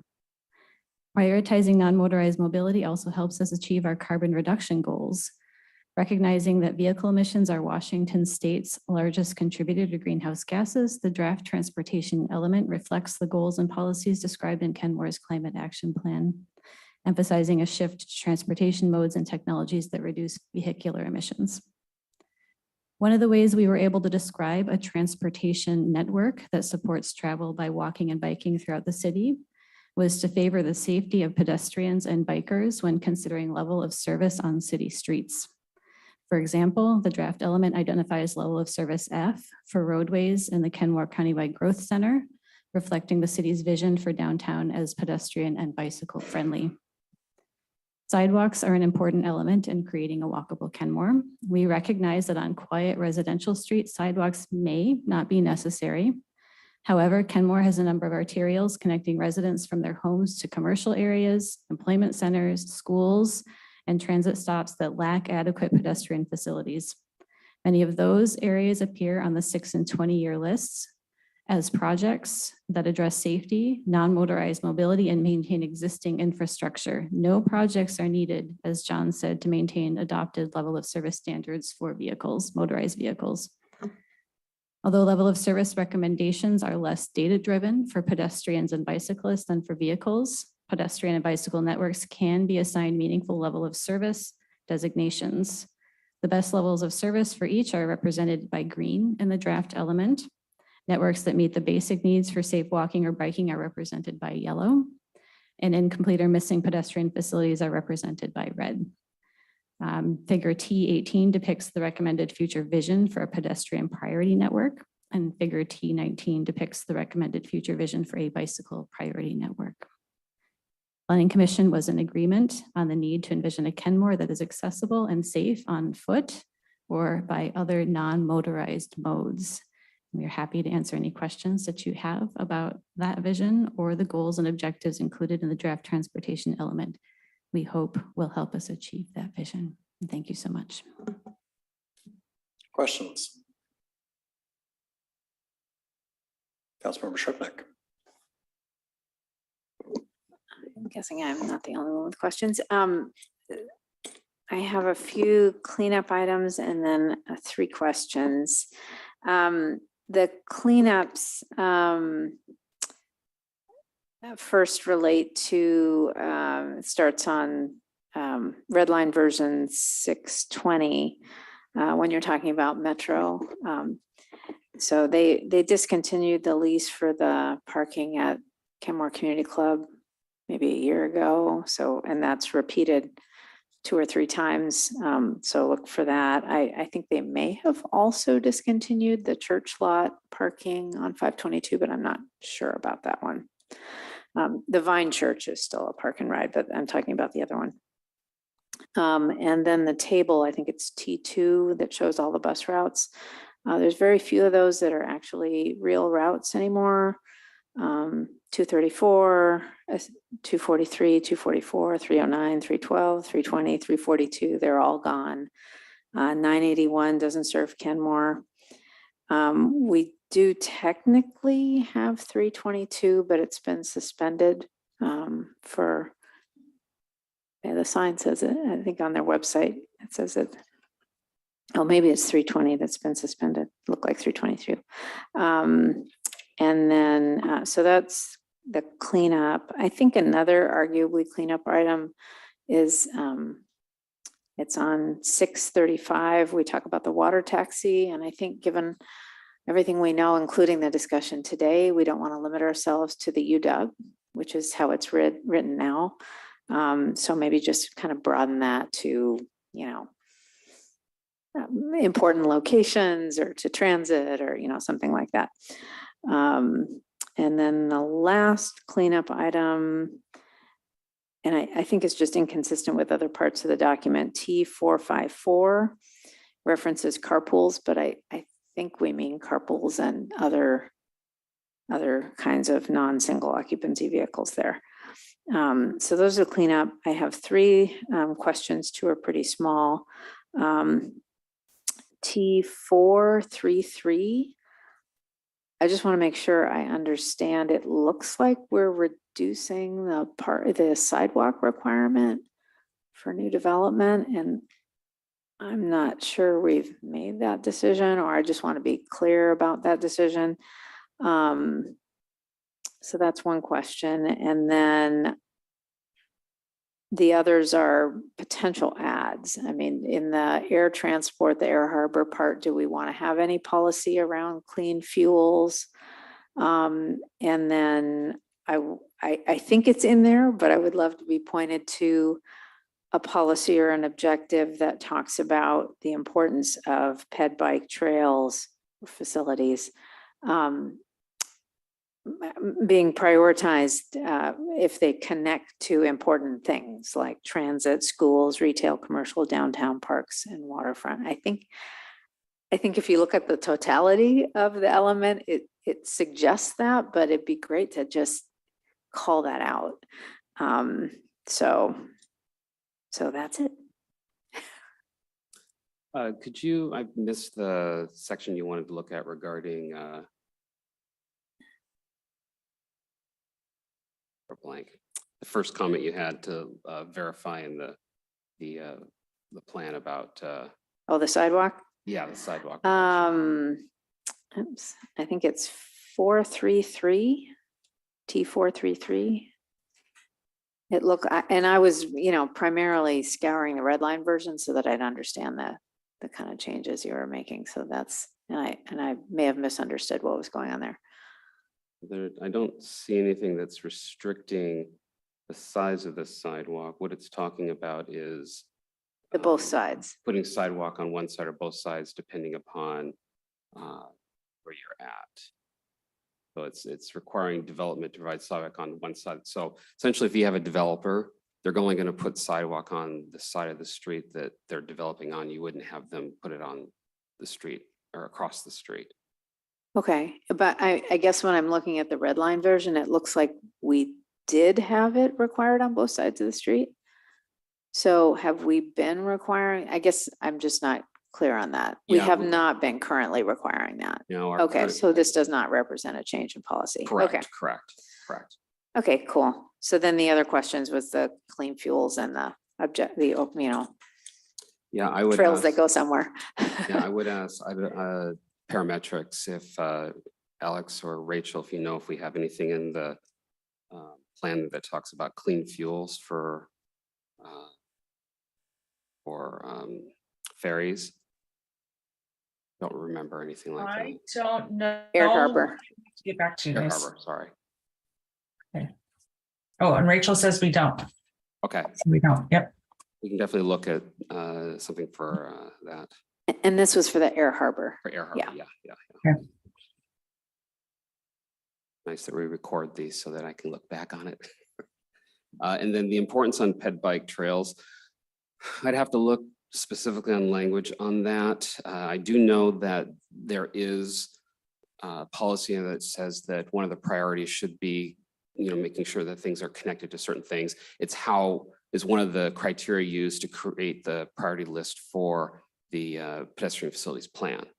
So it's in there. I just don't quite remember exactly where, but I'll double check on that just to make sure it's clear.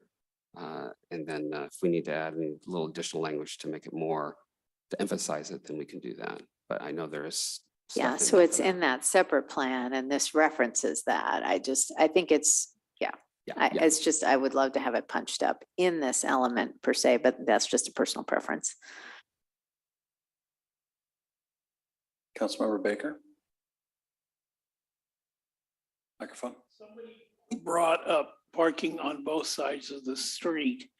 It was in cul-de-sacs. It's only on one side of the street. At least that's the way everything's been built. So when it comes to local roads, it's really limited to the available space that we have. We don't necessarily restrict parking on both sides. It just depends on how much space you have. And in all actuality, sometimes parking on both sides, creating pinch points is helpful in slowing down traffic. Right, when you got a developer developing the whole cul-de-sac, it seems like they talk you out of quite a bit. So they're not required to provide on-street parking. It's really more up to the developer. And in a lot of cases, a lot of these new cul-de-sacs that are going in are private roads now. So it really comes up to them to decide how they want to develop it. But they have to meet a minimum cross-section. That minimum cross-section is 2 lanes each direction with sidewalk, amenity strip, and then depending upon its location, they may have to provide space for parking, but it's mostly optional. So we don't have any requirements that they must provide it at all locations. And that's in our road standards. And we can change that, right? Yeah, we can change that if we wanted to. Yeah, if council would like us to change it, we can look into that. Thank you.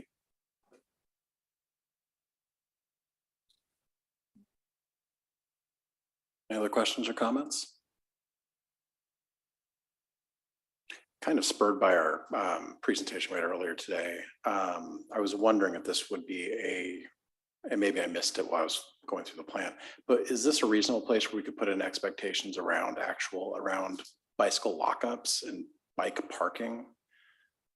This would be a good place. A lot of that is focused around non-motorized. So I don't recall if we have anything in there regarding bike lockers. I don't mean lockers, but I mean just bike parking. Bike parking. Yeah, it is a barrier to a lot of folks' ability to use a bike, regardless of the size of it. And I know we've had discussions about future developments having to have bike locking facilities of some sort, bike racks. And I see a lot of talk about, bicycle facilities in here. And I know we're talking about bike lanes when we say bicycle facilities, but this is another facility that is kind of integral if we actually want to make biking a real option for folks.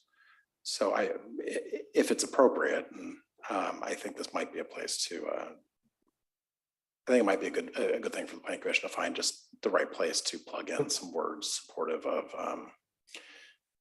of bike racks. It looks like Rachel has her hand up. Go ahead, Rachel. We do have a policy that does specifically call out bike lockers. That's policy T-8.2.3. So we could add bike parking along within that section where we talk about bike lockers. Oh, yeah, no, this discusses that. Okay. Thank you. I just must have missed it when I was reading through this. Thank you. Councilor Marshall. I'm impressed by the commission's adherence to the Wyckoff element, or at least the golf carts. And I'm sorry I didn't thoroughly at least examine it, but I do have grave concerns. Is the proposal at least somewhat reasonably limited to streets that are low traffic or appropriate for such low speed vehicles? Is that the contemplation? Yes, the proposal, as far as actually implementing it, has to be worked out. There's issues with regard to what you can actually drive on streets and what would have to be licensed or not licensed. It's not a lot of other cities and other states, and even I understand there's a couple in our state that do allow for this, but it does need to be regulated. But it's also something to be looked at seriously as an alternative, especially for those people that have more difficulty driving cars, or senior citizens and other folks like that. Thank you. Yeah, I'm just very much concerned about the safety element. We Well, agree. Also, in addition to that, I know this is something we won't discuss tonight, but we do discuss this going forward in another one of our presentations to you, but we actually classify them as neighborhood electric vehicles. So it might be a little more broader of a concept, but that idea of a neighborhood electric vehicle. And maybe that's an electric scooter, an electric bike, as we saw this evening, or other things where maybe we need to carve out a new sort of policy sphere for those kinds of things that are more suited to just the neighborhood level. But it's that more conceptual idea that we're trying to get at with this in a lighthearted way.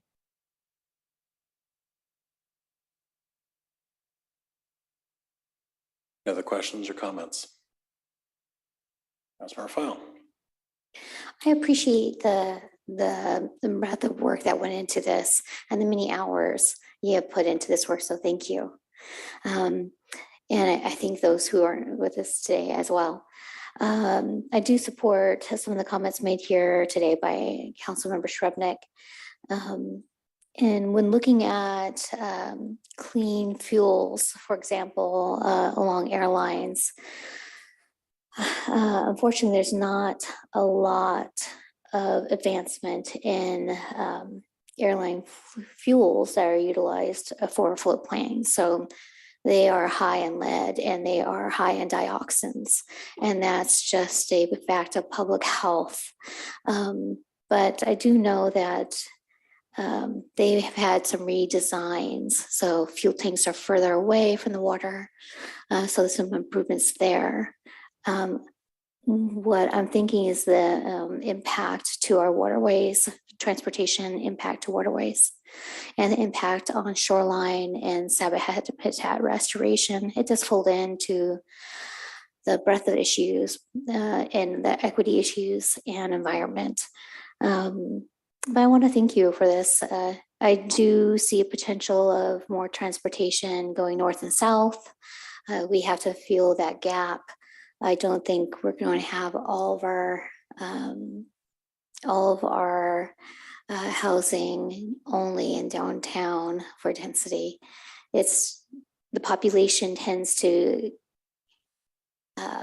circle around schools, right? And school corridors. We definitely have business corridors with the TOD. Absolutely, I can see those visionary differences in my mind's view from what was presented today. But I just wanted to make note of that. Thank you. Any other questions or comments? Deputy Mayor. I was just going to tag on. I do support investigating the clean fuels for air travel. My understanding with public comment last week is Santa Ana has already implemented this and there are fuels available. So there are examples in the nation that can be looked at for clean fuels for air travel. Councilmember Kugler.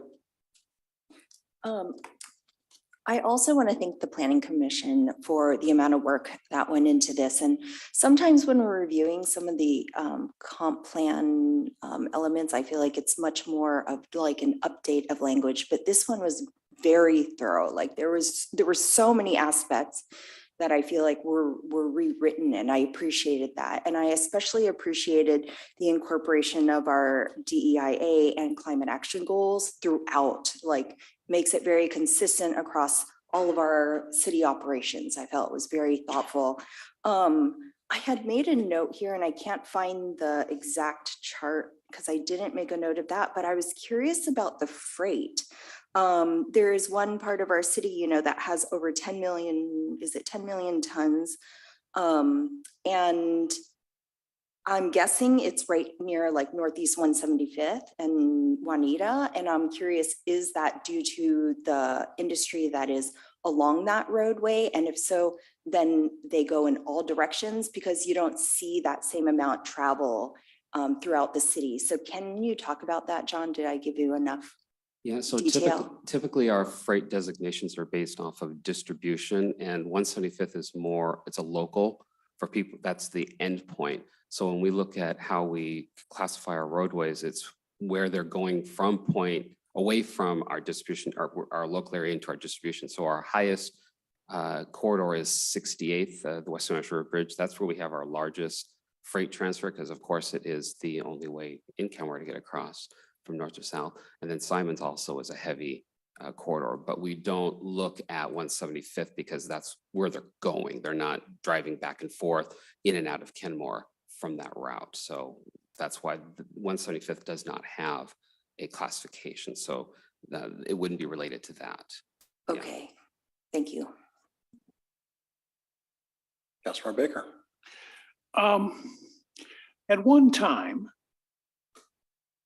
the amount of freight traffic on 520 was about 90% of that on 405 and was over 50% on I-5. Do you know if that's still the case? Fortunately, I do not know that. Alex, do you know the answer to that question, or Rachel? No, we could get back to, I'd have to look at the data for 405 and I-5. Yeah, we can get back to you with that. Okay. Any other questions or comments? All right, not seeing any more hands. Oh, yes, Chair. Just a quick comment. One of the exciting things about this element and the other, we're going to be seeing a lot of each other in the next couple of weeks. But you folks are the vortex of where this city is going to be in 20 to 30 years by implementing these elements and other elements that have come before us. And I have great respect for each of you to take this on, and that what the residents and citizens of our city have entrusted to you, because you really do have the future of Kenmore and its environment in your hands. And I thank you for taking that on. Thank you. Deputy Mayor. I almost forgot something really important that I wanted to say. Thank you. The amount of time and effort and research and care that you put into the proposals you put before us is intense, meaningful, and it really helps us to make the best decisions for our community. And genuinely, thank you to each of you who are here and the entire Planning Commission. Thank you. Yeah, I've said it before and I'll say it again. If the Planning Commission didn't do your work, we would not be able to function as a council, because all we would be doing is the important work that you're doing. So thank you so much for taking the time to get into the community, get feedback, and digest it into something as well put together as this. We really appreciate all the work that all of you put into this, and including staff, John, thank you. And really thank you for your time tonight. Thank you. And then I did have one more slide. Thank you. So our next steps. So there is going to be one more council meeting to discuss the transportation element. And then if there are no further questions or comments for discussion, then the final step would be adoption somewhere late fall with other elements of the comp plan. But with that, presentation. Sounds good. Thank you very much. Unless there's any objection, the Kenmore City Council will stand at ease for 5 minutes. 9:34 will be our return.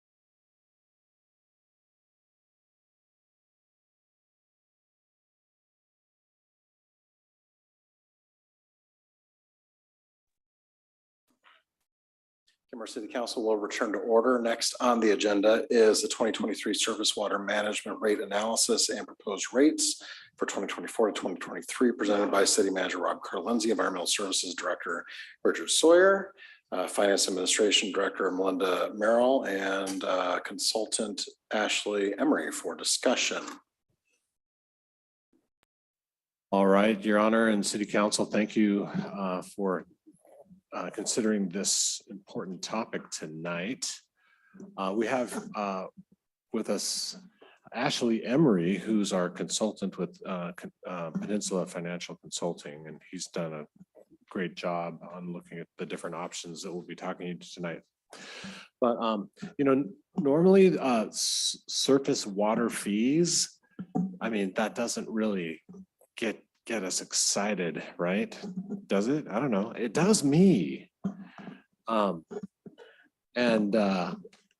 this actually is super important tonight, and we probably should give it a better name, because this isn't just about stormwater fees, but it's also about how aggressive you want to be in going after fish blocking culverts and other environmental restoration efforts. And we're going to be presenting different options to you. And the main difference in the options is how aggressive and fast you want to be when it comes to fish habitat and environmental habitat restoration along our rivers and streams. But I'm getting ahead of myself, and I'm going to turn the time over to Richard Sawyer, our Environmental Services Director.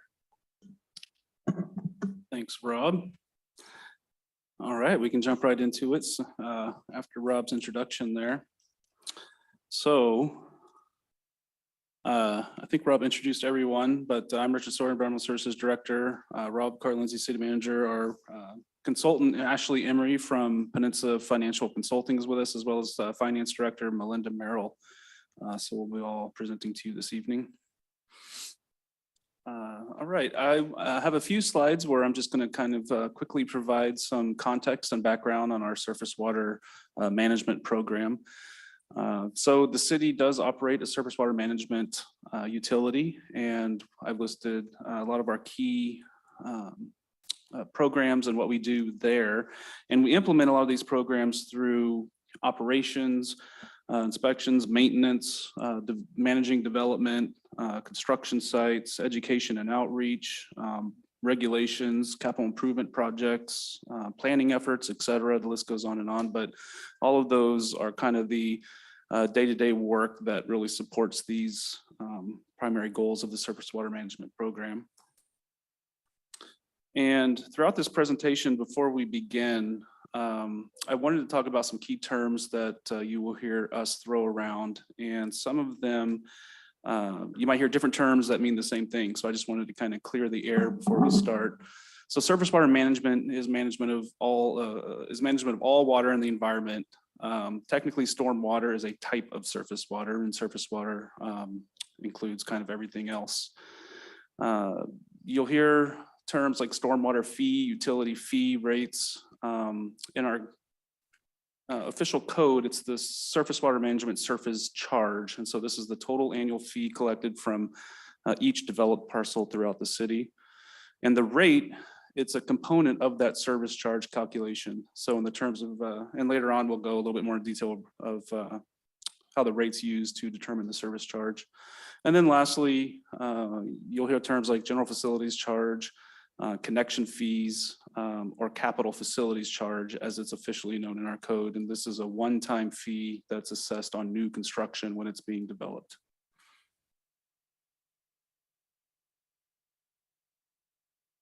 So what we've, I think Rob kind of introduced it a little bit, but we're not just talking, a surface water fee rate study.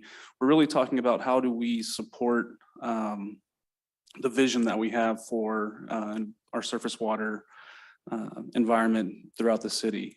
And so, as I've stated here, we're really fortunate to have an amazing natural environment here in the city. And as stewards of those environment, what we've prepared for you are ways that we can support moving towards no fish blocking culverts throughout the city, restoring and protecting riparian habitat all along our streams and rivers and lakefront, and fully treating our runoff so that it's both clean and controlled in a manner that limits its erosive capacity on our streams and natural waterways. So again, just throwing some of the details at you before we get into the more fun stuff. But so the Surface Water Management Service Charge, it's established in KMC 1340. It collects revenue from all developed property throughout the city.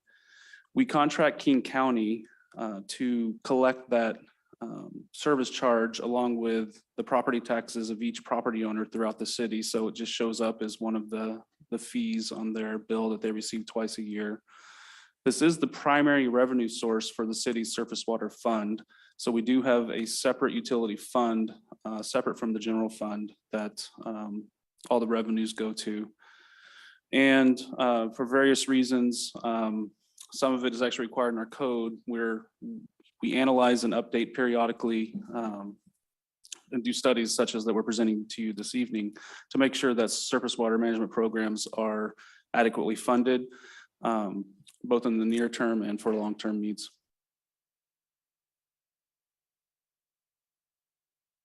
Some more terms. Again, this is just kind of help as we get into the meat of the presentation, getting these out of the way at the beginning here. But we talk a lot about single-family residential property owners. So their service charge, the rate is actually a flat rate. So the rate is what they're charged annually. Non-surface or non-single family resident properties, they have a service charge that's assessed by looking at how many acres their property is multiplied by a rate. And that's a sliding scale rate that depends on how the percentage of impervious area that they have on the property. So you'll see there their charge is equal to their parcel area times the appropriate rate. But for presentational purposes, we typically just focus on that single family rate to help visualize the different scenarios that we're talking about. But keep in mind that all rates would be impacted the same proportionally. So a 5% raise here would represent a 5% raise on those non-single family residential properties as well. The capital facilities charge. So this was actually developed and implemented in our last rate study conducted in 2018. And this is a one-time charge assessed for new development. And it's calculated based on how many equivalent residential units that the new development creates, which is equivalent to 2,500 square feet of impervious surface. So if a new development comes in that's proposing 10,000 square feet of impervious area, they would pay 4 times that the ERU rate that's established. And we'll talk a little bit more about those rates in the presentation. All right, so as we mentioned earlier, we do have to periodically conduct a rate study, and this slide summarizes the main reasons why. So the ever increasing state mandates, also known as the NPDES requirements. And then operational changes. The big one this time is the Public Works Operations Center and funding that. Inflation, which was really high last year. And then lastly, just reprioritization of capital projects in keeping with your priorities. And that last bullet is really going to be the focus of tonight's presentation and is going to be the main driver of the different scenarios we're going to show you. And throughout this whole study, we've been keeping in mind your top priority, which is implementing the climate action plan and promoting environmental stewardship, including water, air, forest, and habitat restoration and preservation. So we've been keeping that top of mind throughout our work on this. The next slide. So with any rate study, the primary goals are to make sure we're adequately funding maintenance operation, keeping pace with the ever increasing NPDES requirements, and then getting the capital projects funded and maintaining adequate cash reserves. Of course, we also want to, at the same time, keep rates as low as possible. We want to leverage grants, low interest debt when it makes sense, and phase things and time them so that we're not having too huge of an impact on ratepayers. So with that in mind, we have developed 4 scenarios for you to consider. And here they are up on the screen. So we have the first scenario, the stay the course, go slow, which is going to be the lowest rate scenario of the 4. And then moderate pace, rapid progress, and rapid progress plus. And Lauren Homiak, our communications manager, put together just a very simple little graphic there for each one, just to kind of help us kind of visualize the difference between the different scenarios. So I'd like to turn the time over to Ashley Emery to go into a little bit further detail on the scenarios and how we got there. Good evening. Going to be a little back and forth here because my eyesight in the print size is not conducive. The start to this whole process was to create a model to forecast out so that staff could sit down and go through the scenarios. And so a huge part of that is your operating budget. That's what leads into defining whether we have annual revenues that are positive that are coming into the capital fund to an order construction, or that we have to support. So just a couple of points. You've already enacted a 4% increase to take effect next year.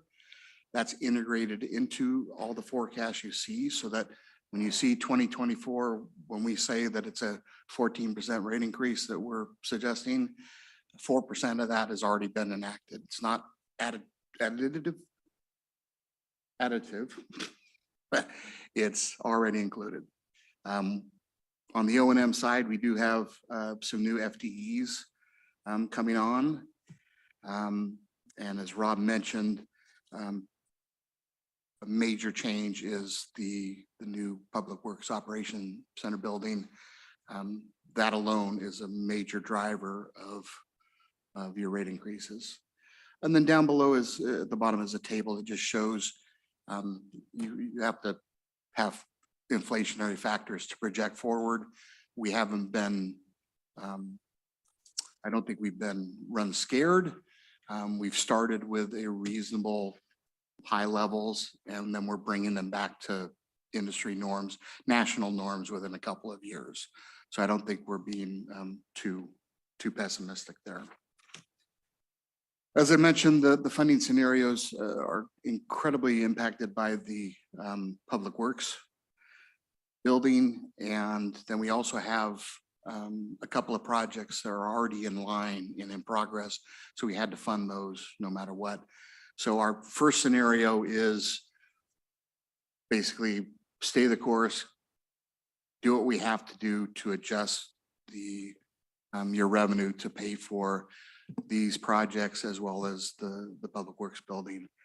And that equates out to about a 30% of the rate increase is right there. And then once we get past that stay the course, the remaining 3 scenarios all have a higher level of capital funding for various purposes. And essentially, that's the distinguishing factor between the remaining 3 scenarios, is how proactive, how assertive we want to be on getting these projects done as quickly as possible.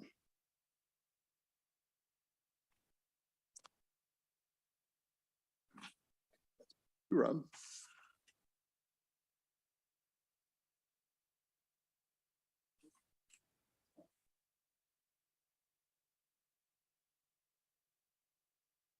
Microphone. Yeah, if we skip ahead a few slides, keep going. Oh, I sorry, I did miss a slide or two. Oh, okay. Okay. As I mentioned, that's the primary difference. In working in the utility field for 25 years now, there's two factors that are dramatic in whether you can get tap into low-cost loans and grants. And that's shovel ready. Soon as the funds are available, the design is done and you're ready to go. And the other is how much local cash is being brought to the capital project.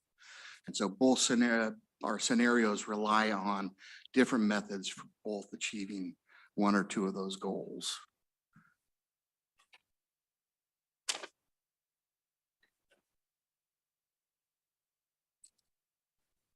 Right. In the next slide, I wanted to provide a slightly different perspective on how these different options look in terms of some of the capital projects that we're looking at. So I'm pulling up a slightly modified slide from a May 1st meeting that staff had with City Council, where we talked about the Fish Passable Culvert projects that we had identified and prioritized through a prioritization tool that we had developed. So this may look slightly familiar, but I'll run through it really quickly. The map on the right shows several projects, and these were, so we have many more fish passage culverts throughout the city, but these quickly came to the top as higher priority projects that if we accomplished first, we could get kind of the most gain right away in terms of opening up blocked fish passage on these streams. So again, the stay the course, which I've identified on the left there, the STC. So the first level tier will, we will still continue with these projects that we already have on the books, removing some culvert passage or some fish passage culverts in Blueberry Creek and Swamp Creek tributary. And I will say with a slight caveat that we're getting confident that we're going to get grants for that, but it is still slightly contingent on receiving some of those funds. But we've kind of at the last step there, and it's looking favorable. So those would be included with the stay the course option. The moderate or rapid options, we can start adding on more culverts in Little Swamp Creek and Sammamish River tributary and tributary 057. And these again, so 4 in tributary 057 would open up a vast majority of that stream. It would be really exciting to be able to accomplish those, as well as a small unnamed tributary on Sammamish River, which has one fish passage barrier right near the Sammamish River that if we could get that out would actually open up that entire small stream. And then with the Rapid Plus, what we've proposed is on 0056, you'll see some additional stars and dots there. That would help us start accumulating capital in order to do those projects sooner rather than later. And this graph kind of takes what you were just looking at, but it just shows that gain and blocked linear feet of stream and presents the numbers based on the different options there. So you can see with the first one, the projects that we've already got on the books, stay the course on the left, and then the moderate and rapid in the middle, and then with the Rapid Plus on the far right. And I do want to speak a little bit for the two middle options. Obviously, your question might be, it looks like we're getting the same result for either option, but keep in mind that what this represents is if everything goes perfect and we get all the grants that we want, the end result of linear feet of block stream gain, yes, that would be the same, but how we get there and how quickly we get there and how much guarantee that council wants in actually doing the projects, that's really where the difference between the moderate and the rapid is. For instance, with the moderate option, that would be, we're only funding design only, and construction of those projects is completely reliant on obtaining grants. So if those, if we were unsuccessful in any of the grants, that bar would basically drop down to nothing. Whereas in rapid, we're proposing funding 50% up front. So we know we would at least be able to accomplish half the projects, but it gets a little bit more complicated than that because by having those funds, it also makes us more competitive. So it kind of builds on itself. We would be able to more likely obtain funds because if they see that we've already got committed match, they would be more likely to give us those grants. And so, so when you're looking at those two middle bars, keep that in mind. The timeline is also very different between these two. We could accomplish the same result with the two middle options, but the moderate could be going out several years, whereas the rapid, we're proposing a much sooner timeline. I think we have a question from Councilmember Baker. Yeah. Oh, okay, sorry. Never mind. And I've captured a lot of what I just said here in this bulleted list, which kind of just lays it out a little more clearly. And in addition, the chart we were looking at really focuses on just the linear feet of stream fish passage that we would gain. But another one that's included in the rapid that chart doesn't represent is we are proposing funds for land acquisition and habitat restoration. So each biennium, we'd be getting money to start acquiring land and doing habitat restoration projects. All right, the next table summarizes all four scenarios in one view. So there's a lot to take in there, and it doesn't meet PowerPoint slide rules.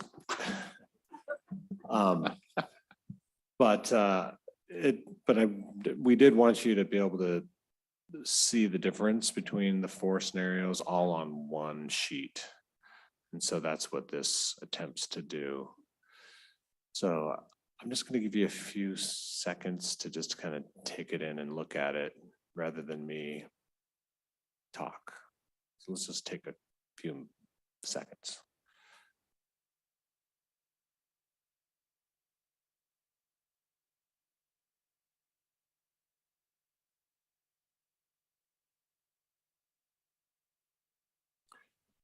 So you can see the difference in how we fund the projects, which projects do get funding, whether or not we're doing open space land acquisitions.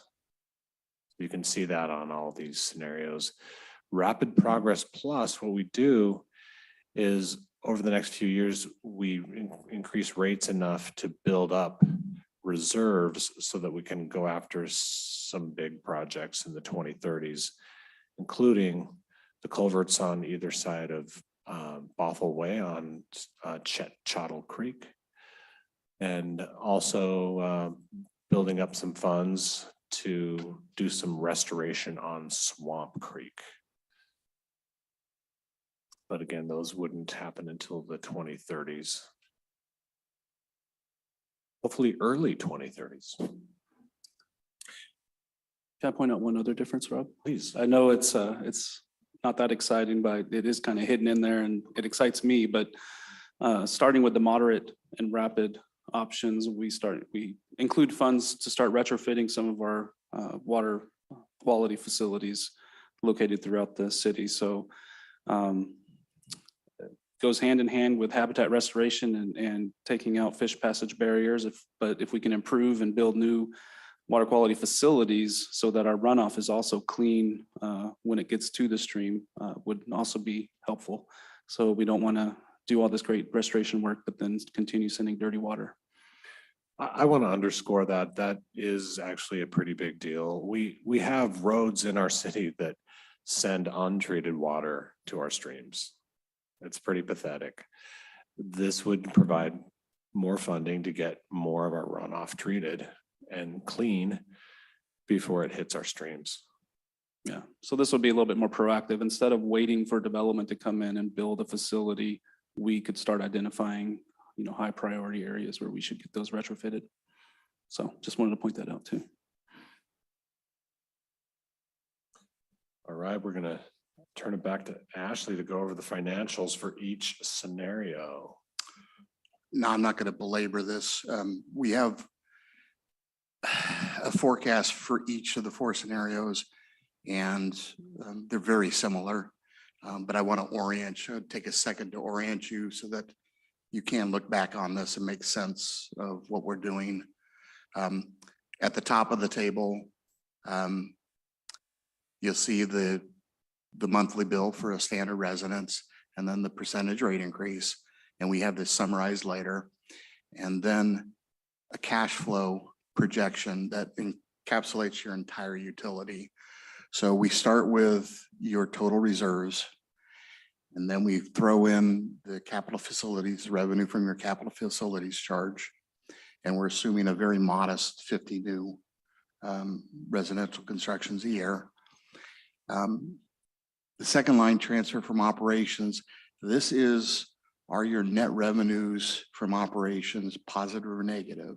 And in the critical financial world, this is called the acid test. Am I paying for O&M, and am I paying for my annual debt service? And if you are, and this is positive, and it's positive as long as it's not red. So you can see that in the baseline with these rate increases, we are taking out loan funds here for the Public Works Operation Building. We're getting some small amount in grants, and then this is the money that we're spending.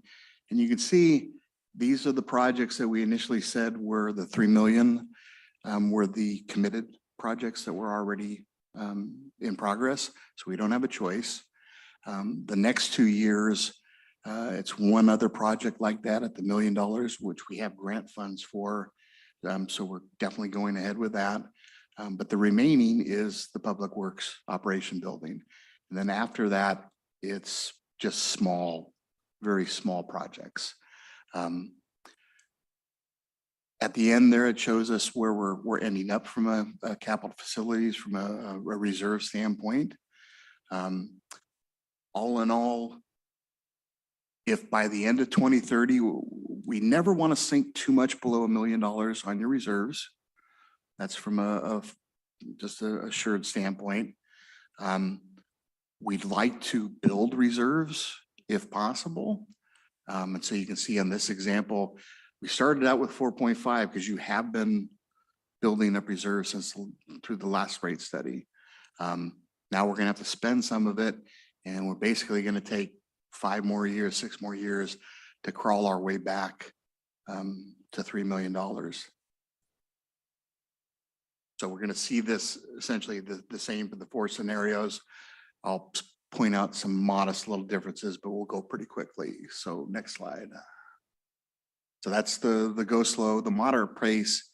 You can see we start off the exact same way, but then all of a sudden we're going to continue on.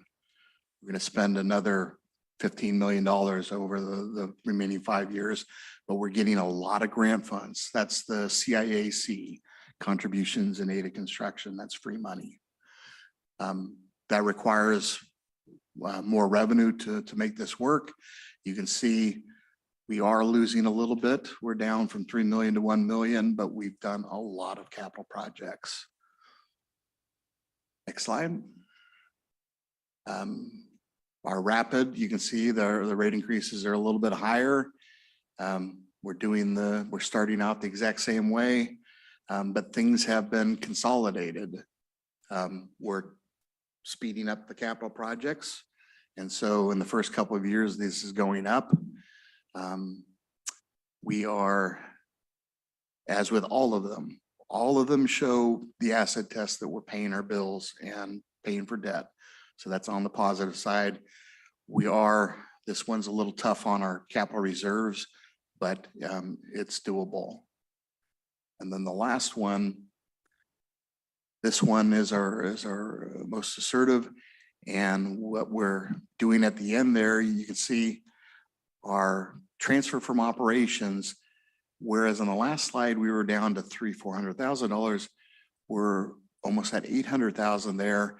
And our reserves have gone up a couple $1 million, which is going to set you guys up for the next shift, your next rate study. You're not going to be playing catch up. This is going to allow staff and the city to do projects and not have to wait for them. You can plan them and get them going. On the big picture, all 4 of the scenarios result, as I said, you're passing the acid test every year. Our reserves are relatively strong, and the debt component, all 4 scenarios, even the highest one with the most debt, leaves you less than 30% debt capacity on your revenues. So for every dollar you collect, I think the maximum is 27 cents is going to go to debt payments. And from a utility standpoint, it's a very strong, very positive message you're sending to the markets. You're well below the norm for debt for a municipality. So there's no concern there. It's a well-balanced fund right now, and it will continue under all 4 of those scenarios. Okay, so here's the summary slide of all this information you've just received. So this is showing you the actual percentage increases starting in 2024 through 2030 based on the different models that we're presenting, and then the costs that associate exactly with those percentage increases. And I just want to point out that if we look at 2024 and from Stay the Course to Rapid or Rapid Plus, it's $1.24 difference. So we're not, there's not a big difference between the two. If you look at the middle of the column in 2027, the difference between Stay the Course and Rapid Progress is $4.79. And the difference between Rapid Plus is $7.75. And then if you look at the very end, 2030, the difference between the Stay the Course and Progress is $6.67, and with Progress Plus is $9.37. So all those are under $10, difference between the different scenarios. So we're not talking huge impact to the citizens. I'd also like to point out that the rates for Rapid Progress and Rapid Progress Plus are the same for the first couple of years, and then they start diverging in 2026.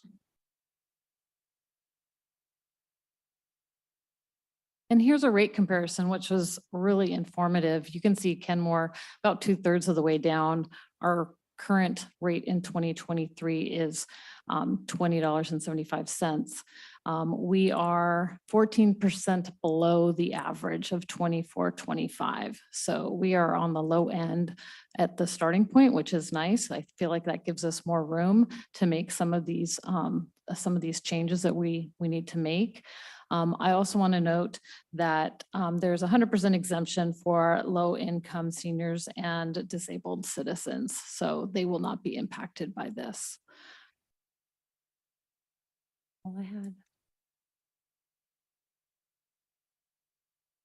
All right, is that back to me now? All right, so we're almost done with the slides. 27 slides. Just want to bring you back to the beginning of, a vision for Kenmore, where we can have a future Kenmore someday with no fish blocking culverts. Now, we have well over 150 fish blocking culverts throughout our city. The ones we're recommending in this proposal go after what we call the low hanging fruit culverts. They open up the most habitat, but it would make a dent, and it would get us on the path towards having no fish blocking culverts in our city someday. And also think about the idea of having all of our riparian habitat restored along all of our streams and rivers. The land acquisitions will help with that. And then another vision is where we have our runoff fully treated, and those are the facility retrofits that Richard was emphasizing earlier. So pretty cool vision. Probably won't all happen while I'm the city manager of Kenmore. But I still think it's pretty fun to dream about. And this slide just has a recap of the 4 scenarios, and it's also an attachment to your agenda, Bill, if you want to look at that one a little closer. So with that, do you have any questions or discussion, or do you want to give us any direction? Councilman Baker and Councilman Marshall. Yes, I have a few questions. Start with a real simple one. I know where 0056 is. Where is 0057? Is that the one over by us? Yes. It's over by, so south side of the city, about the 7200 block is where it starts getting close to the Sammamish River. Yeah. Okay. Is each property charged on the amount of surface water that's discharged? Or, yeah, no, that's the question. Those single-family residential properties are just charged the flat fee. But Okay. non-single family residential, so commercial industry, multifamily, they're charged an escalating scale based on how much impervious area they have on the property.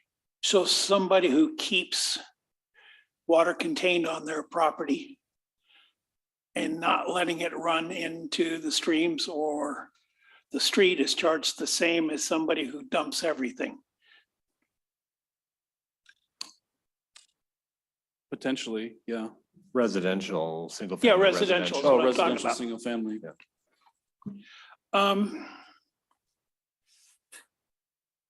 The fish culverts that we are planning to fix, can fish actually get from the river or lake to these culverts? Or is there blockage before them? So these culverts, were all selected more downstream, so we want to start downstream and work our way Okay. up so that we avoid that. Good. What is the current monthly rate? Is it 2075? Correct. Okay.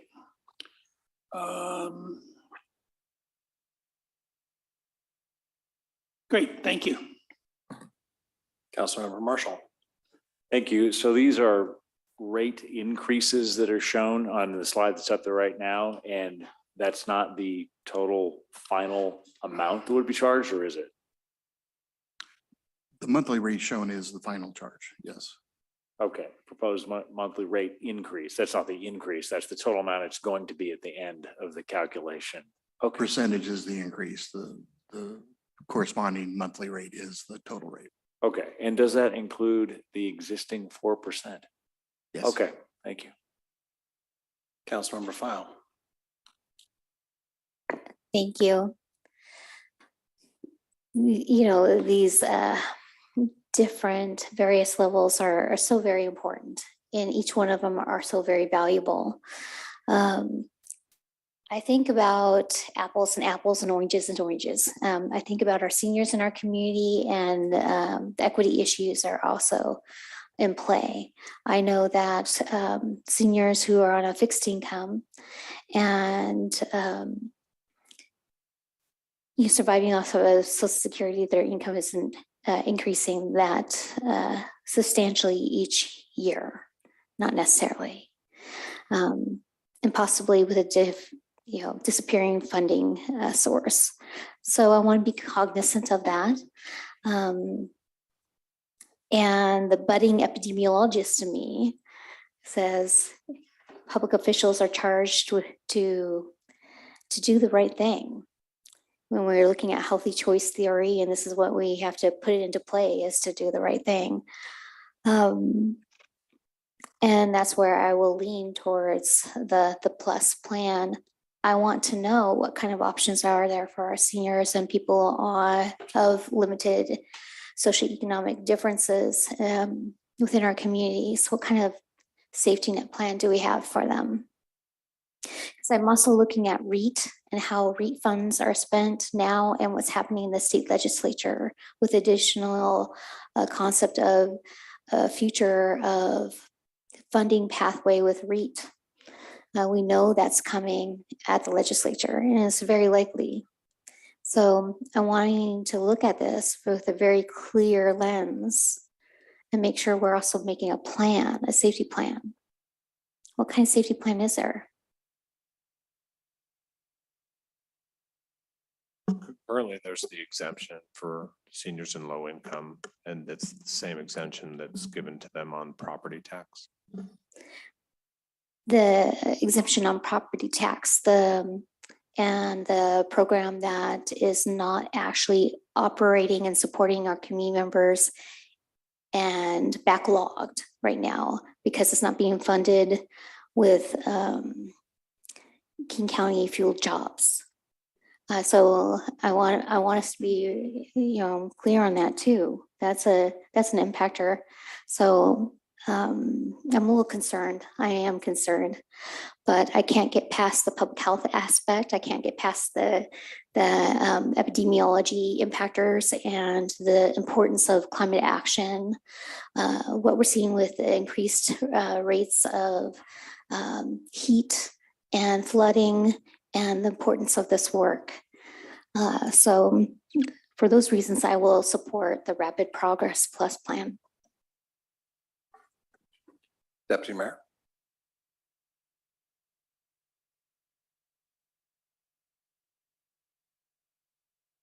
I have a few questions about the funding sources or how we're funding this and what we're approving today. And then when we get to comments, I'll have something else. So I'm going to focus just on this area right now. What we're approving today, how we're approving, we approve this annually. Is that correct? Our rate? Yeah, you do as part of your annual fee schedule. Yeah. So what we see to here is, an estimate, a best guess, kind of a projection, a forecast of what we will potentially be, the increases that we would potentially be doing. Is that correct? Yeah. It's not fixed in stone. We're looking at this slice right here, year by year. So that's how I interpret that. I appreciate that.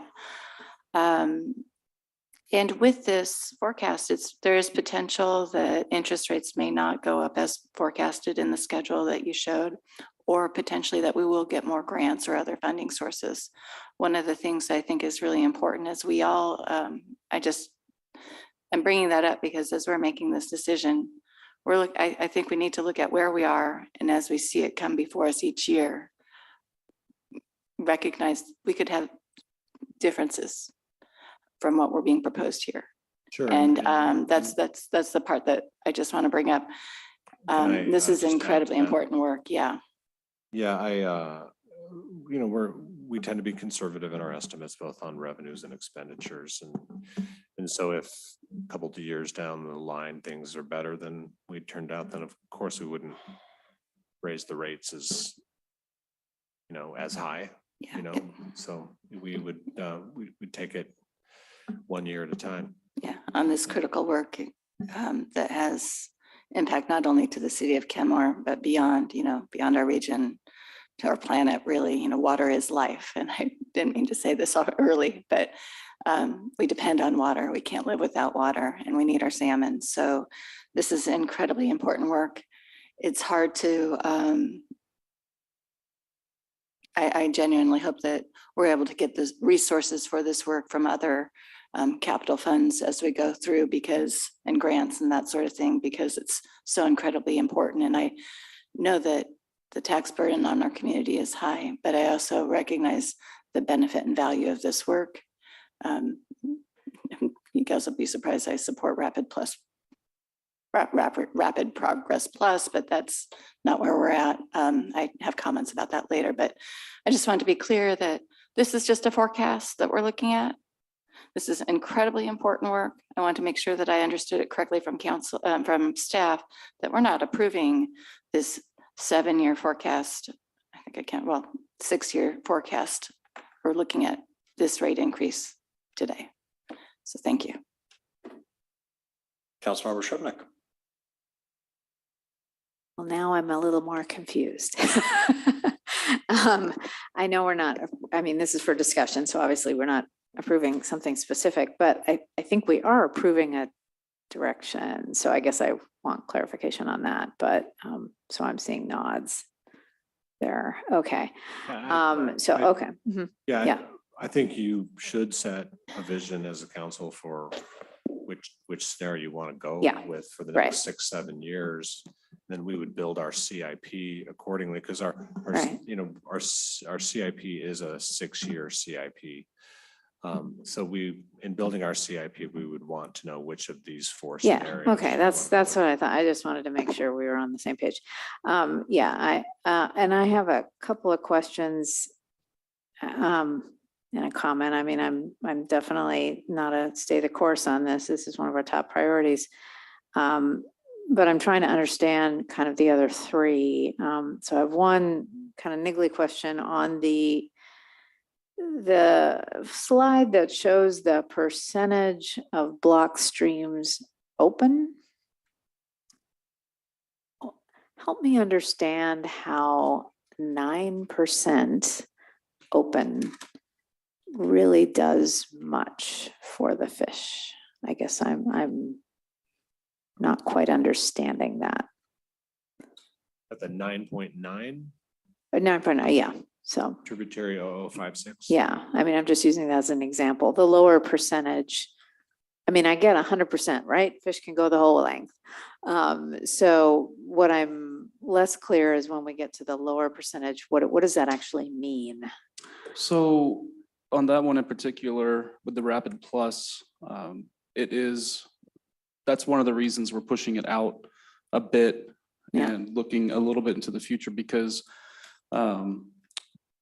we could open up that 10%, but currently what's going to happen between now and then is that number will get bigger, because WashDOT will be replacing the culvert under 522. We'll have completed our culvert replacement on 190th. The city's already invested funds. We've replaced the culvert under So in other words, this project would open up 9.9, but Yes. the net, I guess that would be helpful to have another column that says, you know, what does this project leverage in terms of percent open? So this project is definitely leveraging some work that hasn't been done yet, and then but it's planned and could be different in the future. And this is one that we've said kind of opens us for us to start thinking about in 2030. Okay. So at that point, it'll be we'll be leveraging For a me lot to of work that's support that happening. one, I need a lot more information. But I, you know, definitely one of the other 2. The other question that I had to do with the diverging nature of the rates between the 3 non-stay the course options. They seem to accelerate in terms of how much the top one kind of accelerates and less so for the second one. For example, the, you know, moderate pace is, you know, already 50% more than 2024. So I'm just a little confused. And then similarly confused by the, I think it was the net revenue negative on some of the years for the Rapid and Rapid Plus. So I guess I'm just kind of perseverating on those numbers. Yeah, because we don't want to charge too much in the beginning. So we're using some of our fund balance to get us through the first few years. And then you see how, like, you know, it's 14 or in this case 19, whichever. And then we slow it down as we catch up with the funds. So we were willing to spend down some of that fund balance we have, because then we build it back up. Okay. I think I just need to study that table more. And I think timing yeah. is also, just to jump in, the Okay. timing and schedule of the projects is different. So with Rapid, we're trying to do more sooner. And Yeah, right, so that's a understood. big difference Yeah. between the moderate and the Rapid as well. Yeah. And last question that I had is, you know, just from your experience, Ashley, and you know, Richard and Rob, you know, what kind of difference does it make to have, you know, the matching funds? I mean, are we talking about the difference between unlikely to get a grant and likely? Or are we talking about shades of very likely, for example? I mean, just give me some rough sense. I mean, it's definitely, it's kind of depends on the different grant providers might have different,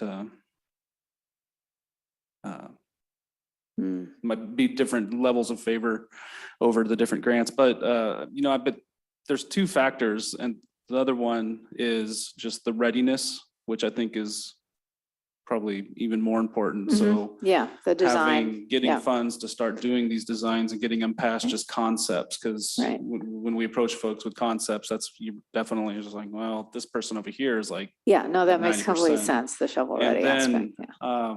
and then depending on the match needs, it can be, it's a factor, but it's hard for me to say precisely, Okay. If it definitely, if there were two cities applying for it and one could show that they are, have a match available and they can go right to it, it's definitely going to be favorable for them over, Okay. Someone who didn't have Yeah, that I ready at all. I'm cognizant that the one that I'm leaning toward, which is the rapid, is 100% increase from where we are today over a 7-year period.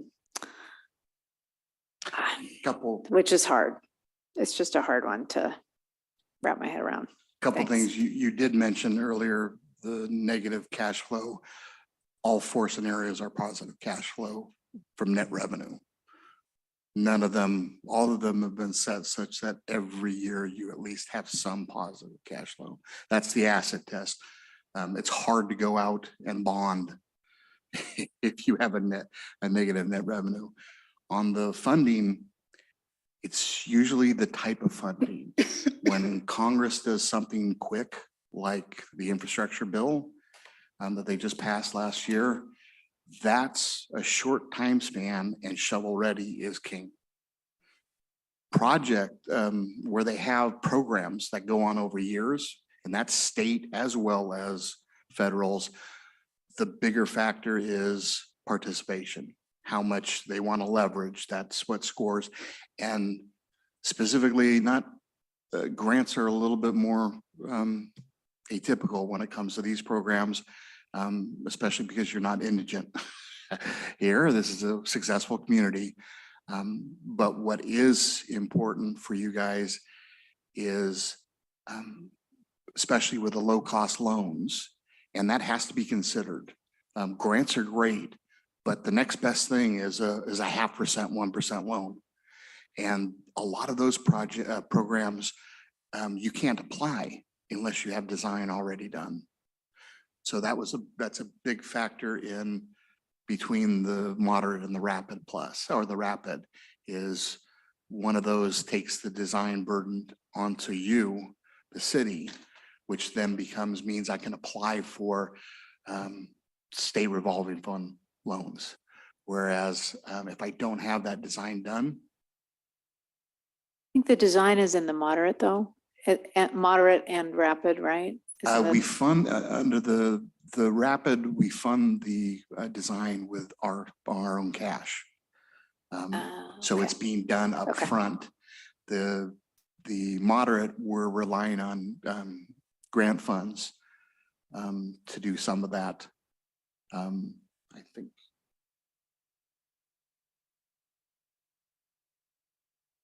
Yes, that's right. But it's also, believe me, this gets complicated. A lot of times on the grant funds, you can get a heads up.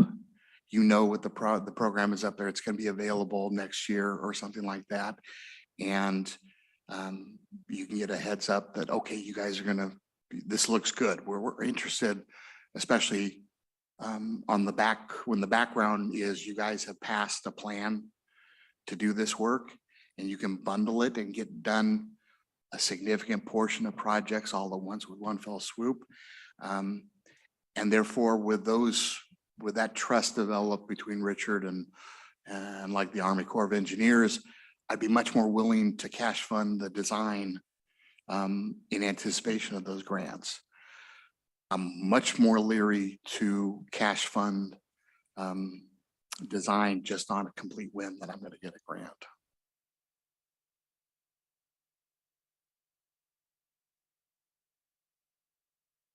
Councilmember Kugler. I have just a little feedback. I really appreciated being presented with all of these different scenarios. That was really helpful to think about all of the pros and cons and the trade-offs. Like in general, I'm not a proponent of, taxing people as much as we can. So I feel uncomfortable with that, building up that reservoir when we don't know yet how much we need there. But as a whole, I feel like this vision is important and our goal is important of, zero fish blocking culverts and having clean streams and water, and we have to fund it. And so I feel like when I think about it overall, like going slow will cost us more, not just physical dollars, but in people's, health and our environment and our climate. So I would support the Rapid Progress Plus.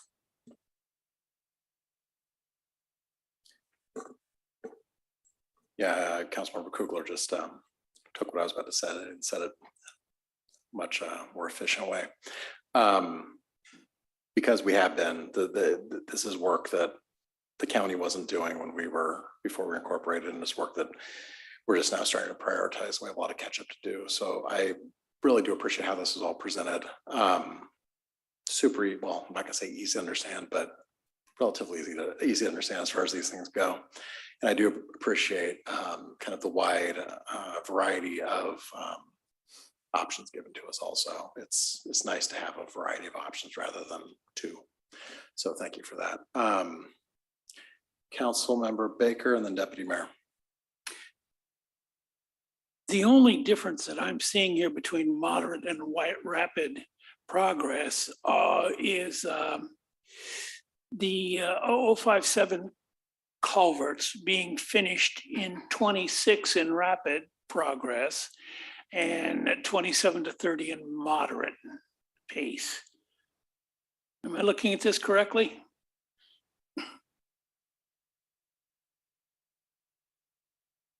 Another difference is the land acquisitions.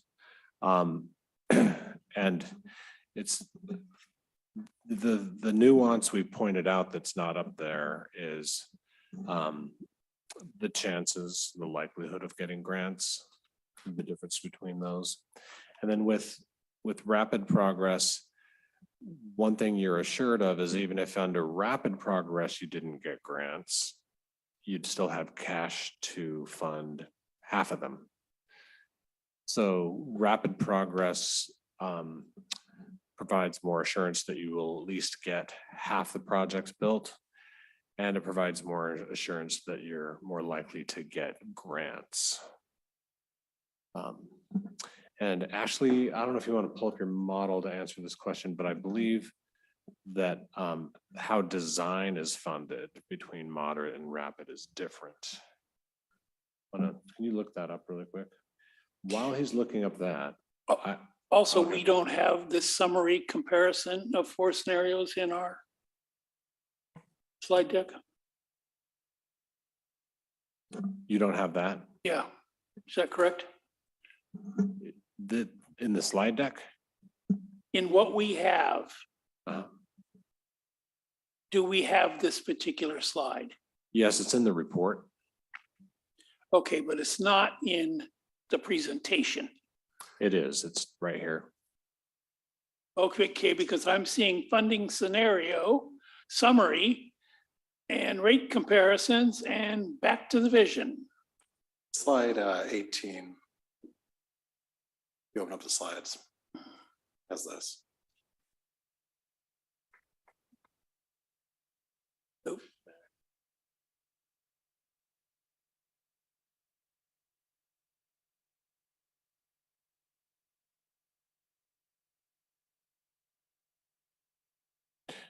Your Honor. It's probably one more slide that I should have put in here, and that's about process and involving the public. So far we've have let the public know this is coming. We let them know in the newsletter and in the top 4.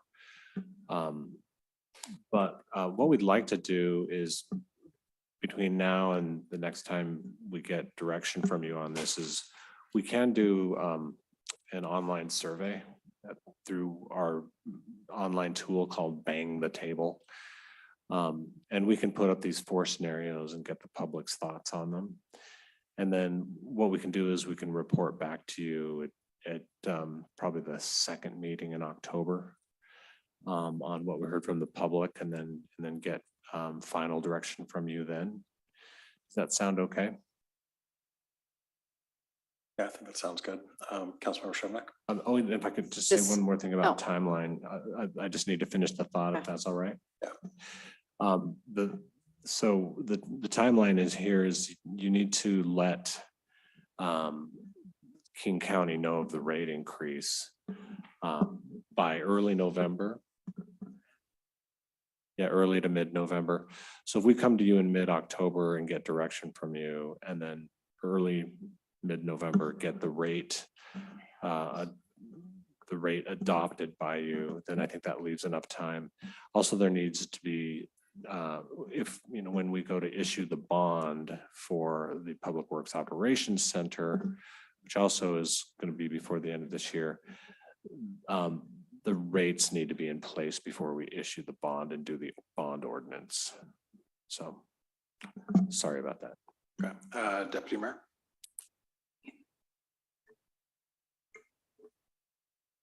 Just a couple comments, and I think things that are important that we take under consideration as we are looking at, direction that we're moving this evening.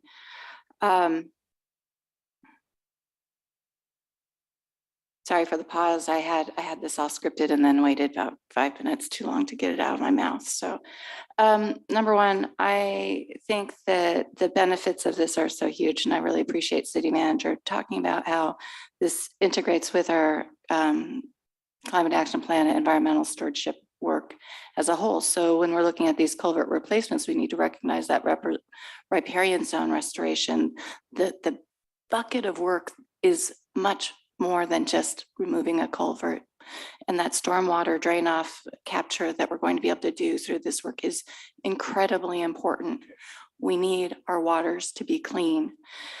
I think of most important impact that we need to think about as we're looking at this, on top of the climate and the obvious stuff, the economic impact of us investing in this work. The economic impact of our community for every $1 million spent on restoration, 15 to 33 new or sustained jobs are created with a 2.2 to $2 million in total economic activity is generated. This is in Restoration Works. It's on the Washington State website. When we invest in habitat restoration, it's not only the right thing to do for the environment, it's the right thing to do for our people. It is the right thing to do for our economy. This is the best investment for our future. We can't ignore the economic benefits of creating green jobs, and this choosing Rapid Progress Plus. At the end of the day, we are in the best economic position of all the plans. In addition, if we are approving this rate for this year, what is due in November is for 2025 rate increase, right, or 2024, which we're going up to was 2024 already done? No, it's just 2024. I just need the year. This would set the rate for 2024. That would Yeah. be the action you would need to take by mid-November. Yeah, so we're looking at the rate for 2024. I think the most responsible thing to do is move forward on Rapid Progress Plus, recognizing that we need to get all hands on deck and start moving so that we can show that we are going to be geared up to get the grants that we need to get this work done. It's visionary, it's important. The benefits are way beyond just what we're looking at cost-wise. And the costs that we're seeing today are not necessarily what we're going to be voting on for 2025 or 26. So we have a very conservative estimate here. I think it's very important for our community and our council to keep this in mind. The best thing that we can be doing is investing in our environmental stewardship. This culvert barrier restoration is incredibly important and is ultimately good for our economy, which is incredibly important for our community. We need to be demonstrating to our community that we are taking steps, proven steps that have been studied, that have return on investment. That's what this work is for our environment and our economy, our people, everything. It's so important. Thank you. Important, you guys understand that the 2024 rate increase in 2025 are going to be large. You don't have a choice. And you cannot, even if you did the Rapid Plus, it's not like that money is going to waste, because at best you could delay a couple of rate increases out. You're going to suck up almost that entire amount to restabilize the fund after the new public works operation. That debt starts repayment. Your hands are tied on that. Yeah, thank you. I understand that. And what's nice about the rate increase for this year is it basically gets us to where the majority of cities in our area are already investing in this work. So I feel like we're getting up to where what is normal for this work. And I just think 1 year at a time is fine to look at this. We're making a big investment. It's got to happen. But what it really looks like, we're looking at a forecast. Thank you. Councilmember Sherman. Yeah, I will definitely, I mean, I definitely want this work to move forward. I am very much looking forward to the public input. One question about that, I mean, will it have like a sensitivity analysis of, how much people are willing to pay? Is it going to show this table with the options? I mean, what are we going to, okay, so it will show the dollars. Yes. Okay. We'll show these 4 scenarios. Yeah, good. and- Okay, then on slide 26, which is probably the kind of thing you could use for that. Given what you said a few minutes ago, we probably need to clarify that moderate does not fund the design costs, because right now it says it does. And what I heard is that design costs would be grant funded. And then the other on the visual That's of not- the, I don't oh, I'm think sorry. I don't think that's correct. So on moderate, we do fund the design in both. Oh, okay. And moderate Okay, and that's, rapid. we and fund that the is what it design. says. Okay. Yeah. Okay, so that's helpful. And then for the visual part, the little fish, I love that. However, several of us are sciencey kind of folks, and, Rapid Progress Plus, I don't think we mean to suggest that, 90% of the culverts are going to be resolved with that. So I think, either put it to scale or make it very clear that it's not to scale. Agreed. Yeah, this is just an oversimplification.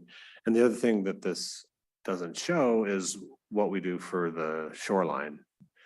And so Lauren and I have been working on another visual that would show the shoreline and the bottom, the lake at the bottom and mountains at the top. And so we're working on another visual actually. And Lauren's listening right now.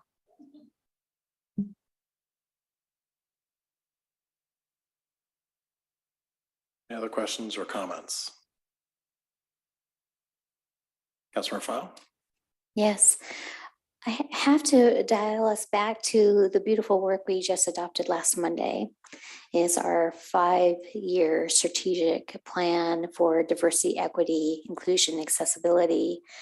And all that layers in to this work and elevates the city of Kenmore and grant applications and the likelihood of having those approved.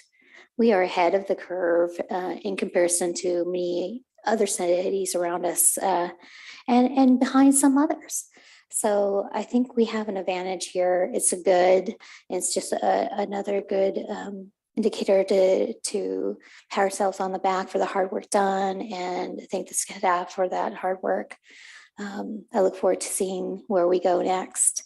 And as far as surveying our community, I'm hoping we can pop into the community, like our senior centers, and have alternative language options, and maybe even pop into part of our diverse corridor with bilingual folks to help us get a better analysis of our community response versus a privileged white predominant response.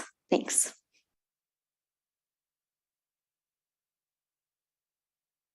So, Mr. City Manager, what do you need from us tonight? Or what are you hoping from us tonight? I think we have what we need tonight, especially based on the public input we're going to do. And we'll report back on, I believe, the 16th of October for this. And we would like to get direction from you that night. Okay, that's good. All right. All right, thank you. Staff report. American Rescue Plan Act update, Human Services, Homelessness, Business Assistance, and Catch-up Learning, presented by Assistant to the City Manager Garrett Oppenheim and Management Analyst Jana Quinn.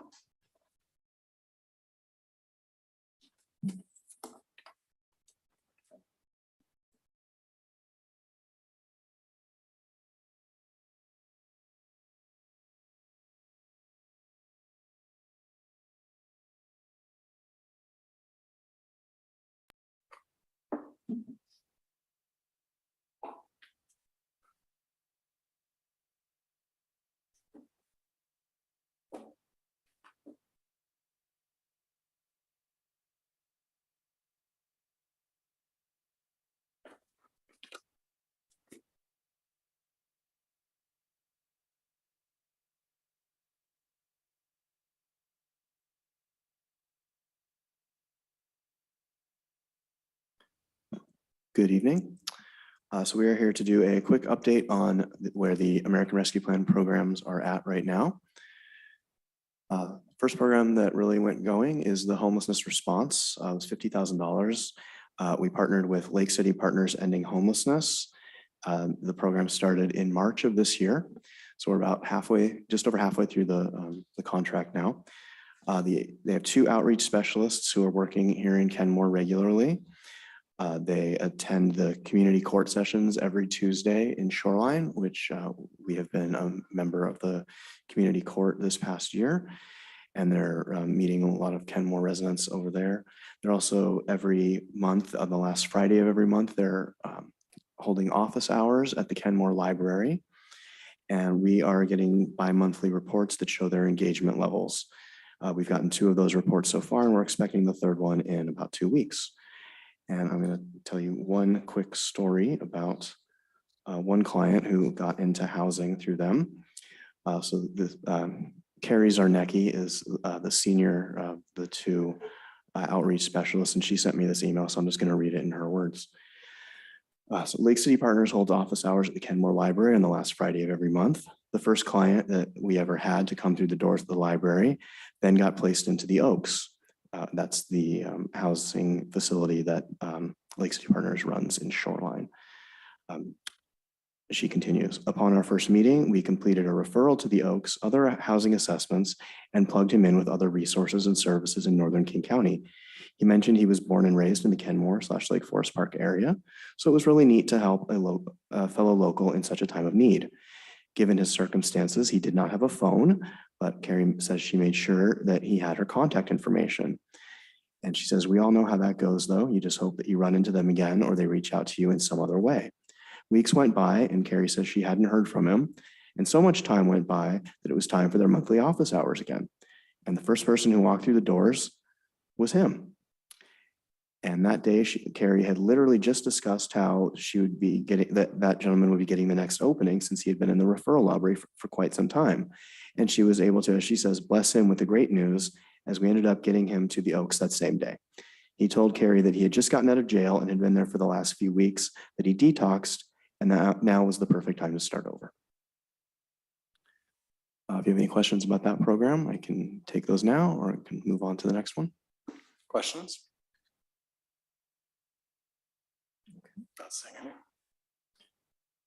The next program we're talking about is the $250,000 in human services funding.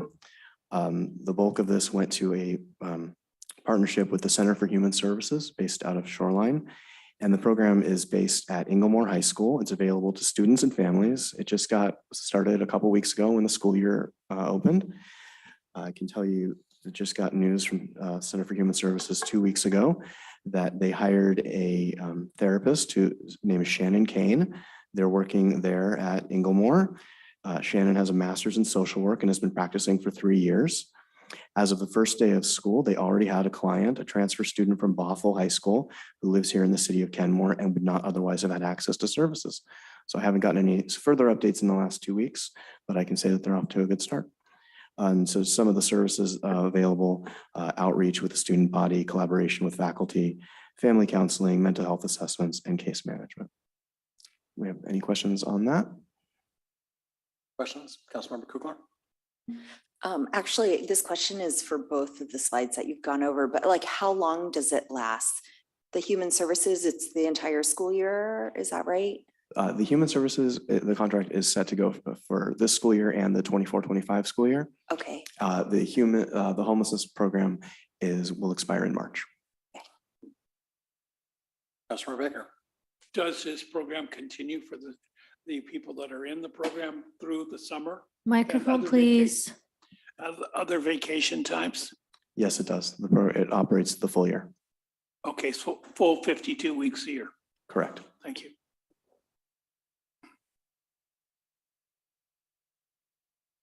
Okay, on to the catch-up learning program. You saw this contract not too long ago, so I won't go into detail on this. You can read what's on the slide, but 50,000 of the 100,000 that was designated for the catch-up learning and childcare support is for this program. And they are recruiting students right now. They have capacity for up to 100 Kenmore High School juniors and seniors, and are looking actively right now for them. I don't have an update on how many they have in the program currently, but classes don't start until the end of the month in September. So at Cascadia, the campus is where the classes will be, and there will be included in it a college student that will be matched with all of the students that come from the high schools. So that'll be fun. And then I'm really excited to tell you about the business assistance that's more current.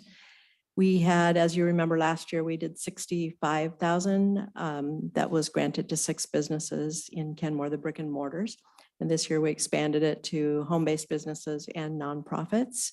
We had 43 unique applicants apply, and 39 of those we interviewed. The other 4 were not, were either withdrawn by the applicants or were ineligible. The 39 interviews took a long time and were logistically complicated, but they were such rich experiences. They gave us so much insight that we could never have gotten from the documents that they submitted. So we felt like it was a really valuable opportunity. Garrett and I met with all of them. And then we asked them for information, more information this time around than we did last year. We got the documentation reviewed by the finance director, just an independent third party that would take a look at it and analyze the harm that they experienced. And we ended up awarding 25 businesses. We had 3 buckets. We had either $2,500 awards or $6,000 or $10,000. And it says in the final rule, it has to be the award has to be commensurate with the loss. So it was based on the documentation that they provided, and we divided them into those categories accordingly. I know that you heard from one of the business owners last week. A couple of the stories that I wanted to bring to your attention. There were people that were owners of these businesses that kept their businesses open. Jay's Cafe was one of them.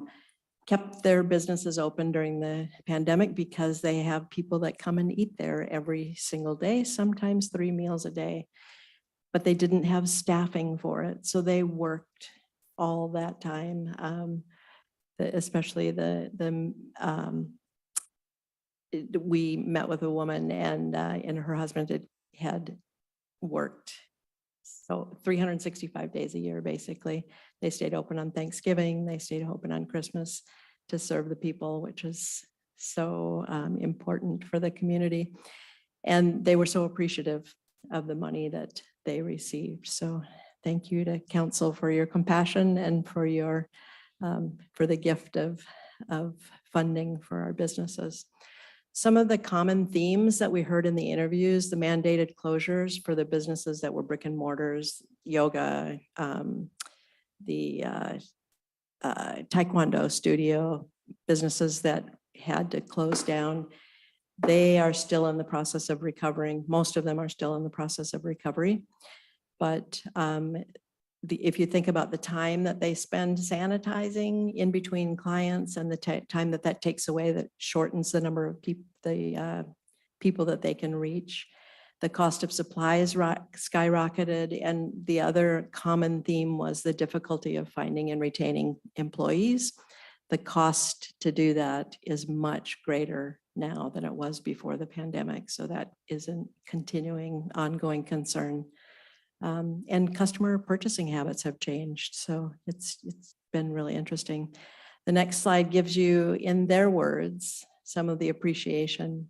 I just thought it would be nice to show you in their words, what they are would like to convey to you.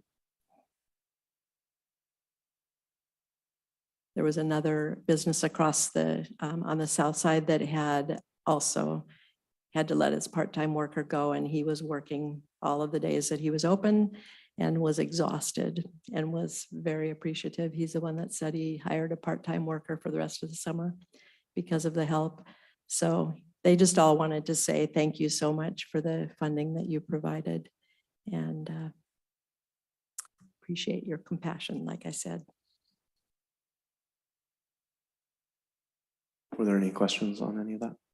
Questions, comments? Deputy Mayor? Just a huge thank you. I'm going to keep it short. It's getting late, but genuinely thank you for the important work you've been doing in helping our community and providing this Yeah. nice overview presentation.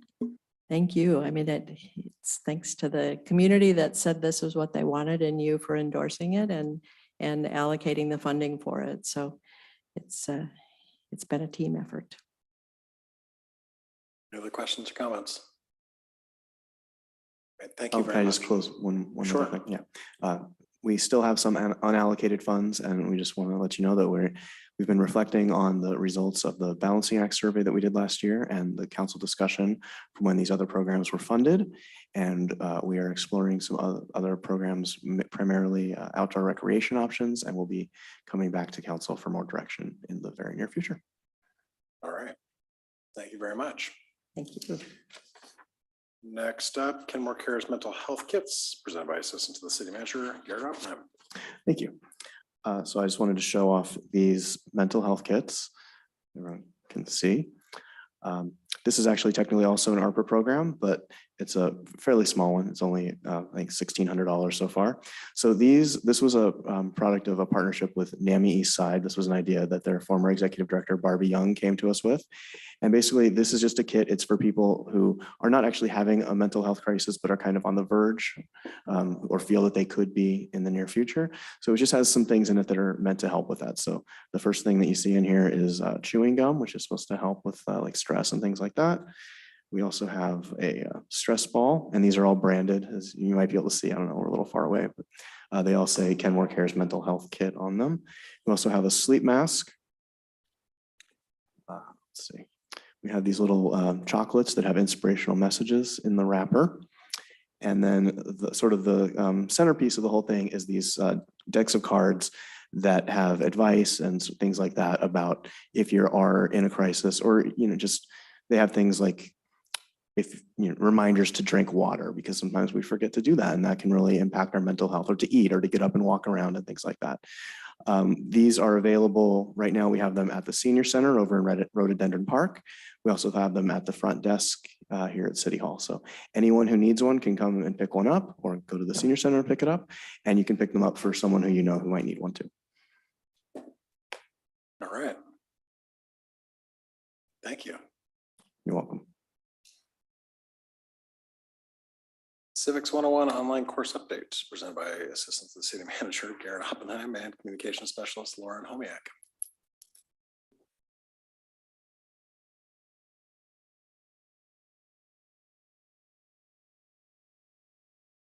Okay, to start, I wanted to just remind everyone of what the goals were of this project that we came up with. We have 6 goals.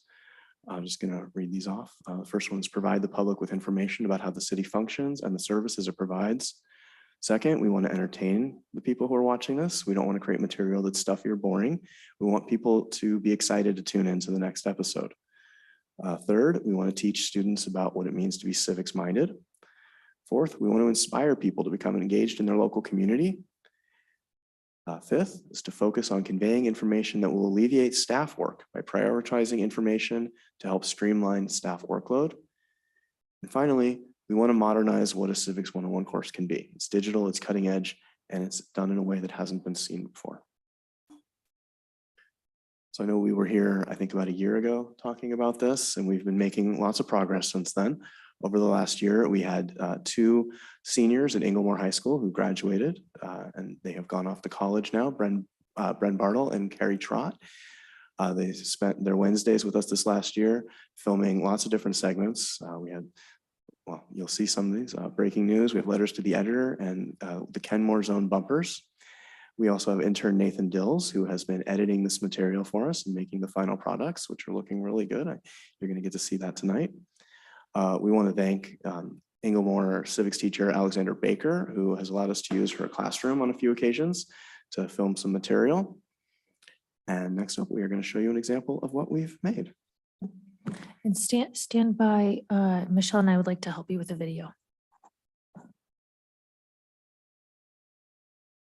So as we may have talked about last year, the Civics 101 course is going to be hosted on a free online educational course platform. It's called Thinkific.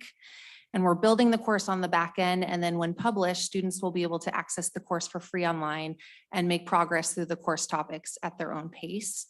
And Thinkific allows us to use a variety of media like video, audio, images, PDFs to educate the public and keep everyone entertained, which is one of our main goals as they work through the course.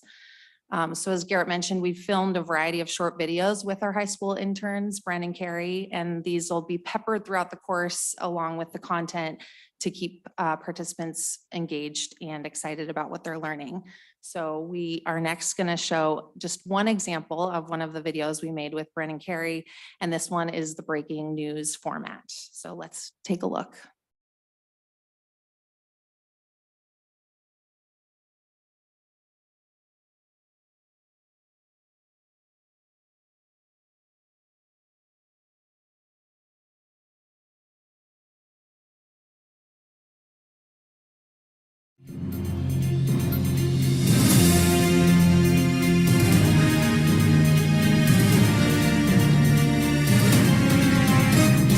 Welcome back to Kenmore Zone Breaking News, bringing you all the latest from Kenmore. Today's top story, city council meetings, one of the easiest ways to get involved with your local government. Yep, some people still don't know how to attend, don't you think, Bren? All too true, Carrie. The fact of the matter is the city council meets on the 2nd, 3rd, and 4th Monday of every month in the council chambers in City Hall, and they're open to everyone. And there are virtual options as well. You can attend the meeting in person or watch it on YouTube later. But not everyone wants to come to every meeting for every issue. This is true. So the agenda for the meetings are always posted on the city's website and the city clerk's office the Friday prior to the meeting. So people will always know what will be discussed. Also, there are always future topics posted on the city's website, so you know what will be discussed in future sessions. And consistency is the name of the game. Public comments are always allowed at the beginning of regular, non-working sessions, and you can also comment during public hearings. Check the city's website to find out when these are. There are also other ways you can engage with your city council members, like coffee with the council at Diva Coffee, the first Monday and third Saturday of every month. And to find out more about the city council's goals and even more, go to the city's website at the click of a button. That was Kenmore Zone Breaking News. Thank you for joining us, and we hope to see you at the next council meeting.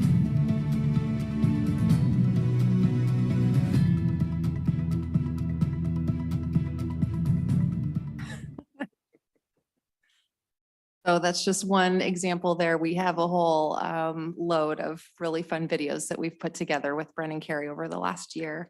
And like I said, we're using Thinkific as our online platform, which is free and convenient for our community members to access online and allows students to work through the topics on their own time. It also has, fun additional features like quizzes and certificates of completion. And our intern Nathan Dills has been helping us build the course, and he put together a very short walkthrough so you can get a visual of what it would look like for a student taking the course. So we're going to watch that next. Welcome to Kenmore's Civics 101 course, the Kenmore Zone. After logging into the course, students will be greeted by two distinct windows. The first and primary window is the workspace.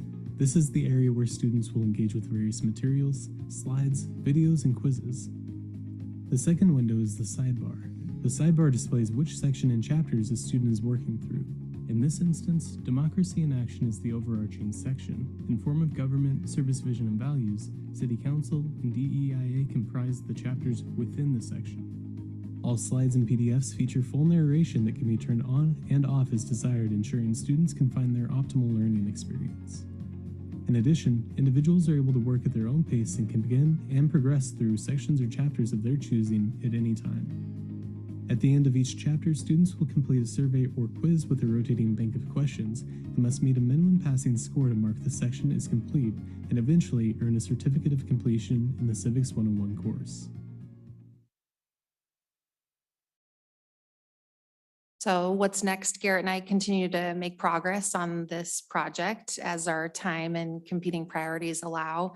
And we're really excited. We've connected with the Inglemore High School civics teacher, Alexandra Baker, and talked to her about implementing this course into the future civics curriculum at Inglemore.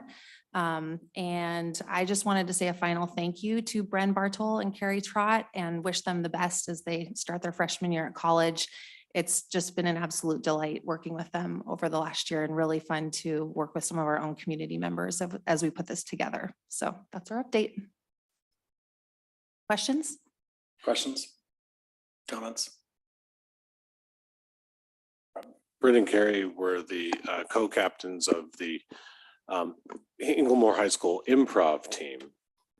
And they won the coveted award for the region they went up against a bunch of other high schools in Seattle and stuff, and they won first place last year. So very talented. And Bren went off to Stanford and Carrie went to Chapman. Thank you.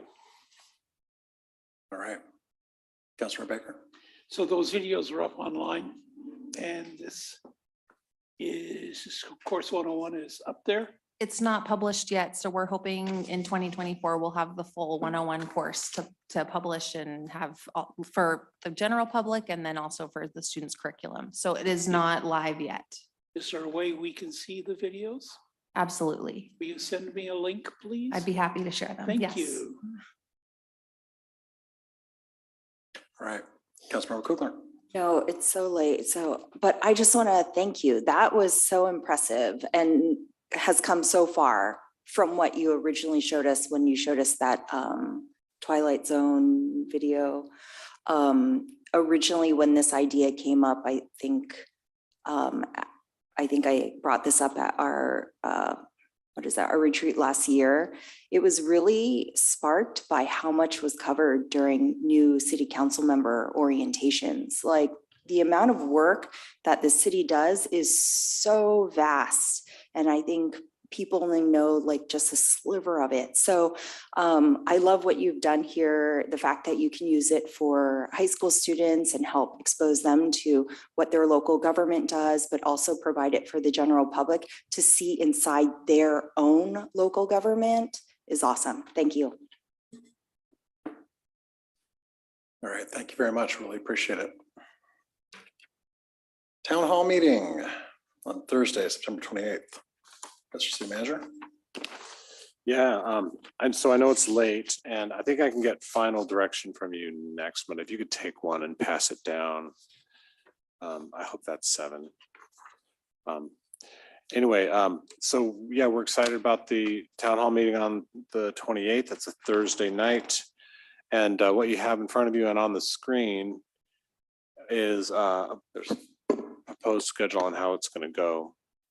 And again, you can, you need one more? Two more. Such a bad counter. Yeah, no, we're good. I have plenty.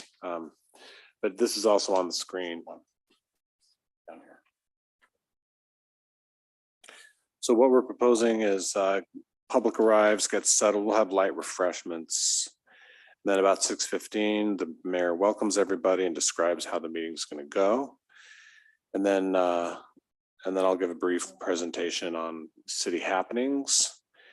And then at 6:45, we'll start the first round of table discussions. So the way it'll work is we'll have 7 tables, 1 city council member at each table, and each table will have a topic. And down below in this table, you can see the topics per round table. And then after 30 minutes, the council members shift over to another table topic. And we go for another 30 minutes. And then the mayor thanks everybody and we adjourn. So that's the proposal. I know you're just taking it in just now. And if you want, you can take a week to think about it and give us final direction next week. But you can see the table there and our suggested 7 topics and our suggested roundtable assignments for each of you. And then the staff that would be assigned to each table. So staff would not move, we'd stay at the table. And then the public would get to just move around wherever they want, whenever they want. We're gonna have some fun activities for kids and we're sending out a mailer like end of this week, Lauren. Yeah, so people should get it in their boxes by this Friday, and it's gonna have a Spanish language option, and we're going to, like I said, we're going to advertise that you can bring your kids, and we'll keep your kids busy in the back. So, do you want a week to think about this? And okay, all right. Yeah, I would just say if folks have issues with table assignments to just email you and we can, if we need to, figure it out next week. But okay. So if you have issues, email Rob or forever hold your peace. Other topics? That's all I have, Your Honor. Thank you. All right. Councilmember reports and comments. Councilmember Baker. Mike. I don't have anything at this time. Councilmember Marshall. I apologize. I think our city manager probably covered it at some point, but is there any thing we can do to further dialogue with the neighborhood people that came out about the speed bumps tonight? I've even forgotten the street. 169th. Yeah, I'd like to consult with our city engineer and get back to you on that. Okay, thank you. Councilmember Kugler. I don't have any comments tonight. Councilmember Shipnick. Since we're doing a different kind of one-on-one, I was thinking I'd have a chance to bring up that letter of support that I emailed you guys about. I mean, they're looking for it, I think, by the end of this week. So at some point we'll need it to had to do figure with that out. climate, am I? Yeah, correct? it was a coalition that wanted to go for pretty good chunk of change from one of the federal granting agencies, and they're looking for local governments to provide letters of support. Our climate action manager looked into it and she gave it a thumbs up and thought it would be good. So yeah, so we can go ahead and do that. Councilmember Fowl. Thank you. This was a really long meeting tonight. We have a couple more just like it. I'm wondering if we can tailor them down a little bit because we are leaving tonight well after 11. And I think that we can have healthier meetings if we maybe condense some of the work or delegate it to a later month, later in the year meetings. I don't know that meetings going past 11 o'clock at night are healthy for staff and council. So I do want to put that concern out there. I'm going to be meeting with some folks from Amazon about programs and opportunities for local communities. So I'm looking forward to bringing an update on that issue the next time we come back together. Deputy Mayor. My mic went out. I do have two things. Today, I went on the Homestead Community Land Trust House tour, making, how do I say this? Entering into home ownership more affordable. It was really incredible. I'm a little worn now, so I'm not going where I wanted to go with this. Two things. It really helped me have great vision and ability to see what we can do with the whole property with creating condos for sale there. There are organizations that are making this happen, and we have great potential based on what's happening. The other part is a cool thing is they do work with I don't think we have any, but cities donate surplus land and put out RFPs to build homes. And then trusts will help make this happen. And it's a very complex process. So, but it was so impressive, the quality of homes and the way that these organizations work. The other piece with that is that often a couple of places that we went to were churches that donated their extra land or sold their land at a rate to be developed for homes. And it was really, really neat to see how creative minds are able to find a way to help people, middle-class people, and low-income people have opportunity to purchase homes and build equity. And anyway, it was really neat. So and so anyway, I'm excited for what we're doing here in Kenmore. The other piece, I just want to tag on to Councilmember Marshall. Since my family moved to Kenmore in 1978, I've been driving down that hill. It's the scariest hill in Kenmore, period. It's dangerous. Every comment that our commenters made today was true. When I realized it was their street and I heard what they were talking about, I genuinely hope that our staff can revisit this. I think that street is incredibly dangerous. The most important thing they could do is put that safety barrier that several people who spoke today. I trust our staff to make the best decision here, but I've driven that street and it's a really tough hill with the curbs and the ice. Anyway, I trust our staff. Oh, and I want to commend Tobin, our traffic engineer, and John Vicente and our engineering staff, because I really do know that we have top-notch staff, but not being on site, seeing what that hill really feels like, it's incredibly important that we do that. So anyway, I just wanted to share that. For the record, I just want to make sure you guys know that Tobin has been on that street multiple times. John has been on that street multiple times, and so has Terry, the three lead engineers working on that. So I'm going to find out what engineer attended that hasn't been on the street, but I do know that Terry, John, and Tobin have been there visiting the neighbors multiple times on the street. So just to clarify that. I am so glad to hear that. I do know that street very well, though, so I understand the community members' concerns. So I just thought I'd reiterate that. Thank you. Nothing really to report. I do, when I had first heard about 169th, I hadn't really put in my head exactly what street we were talking about until public comment today. And that brought back the times I've knocked doors down there and driven down that street. And I am really having trouble envisioning how speed humps would work on a street with that sort of grade, and hearing the concerns from the neighbors there. I really do hope that we can revisit this and find something that works for them also, because it is for their safety more than our safety.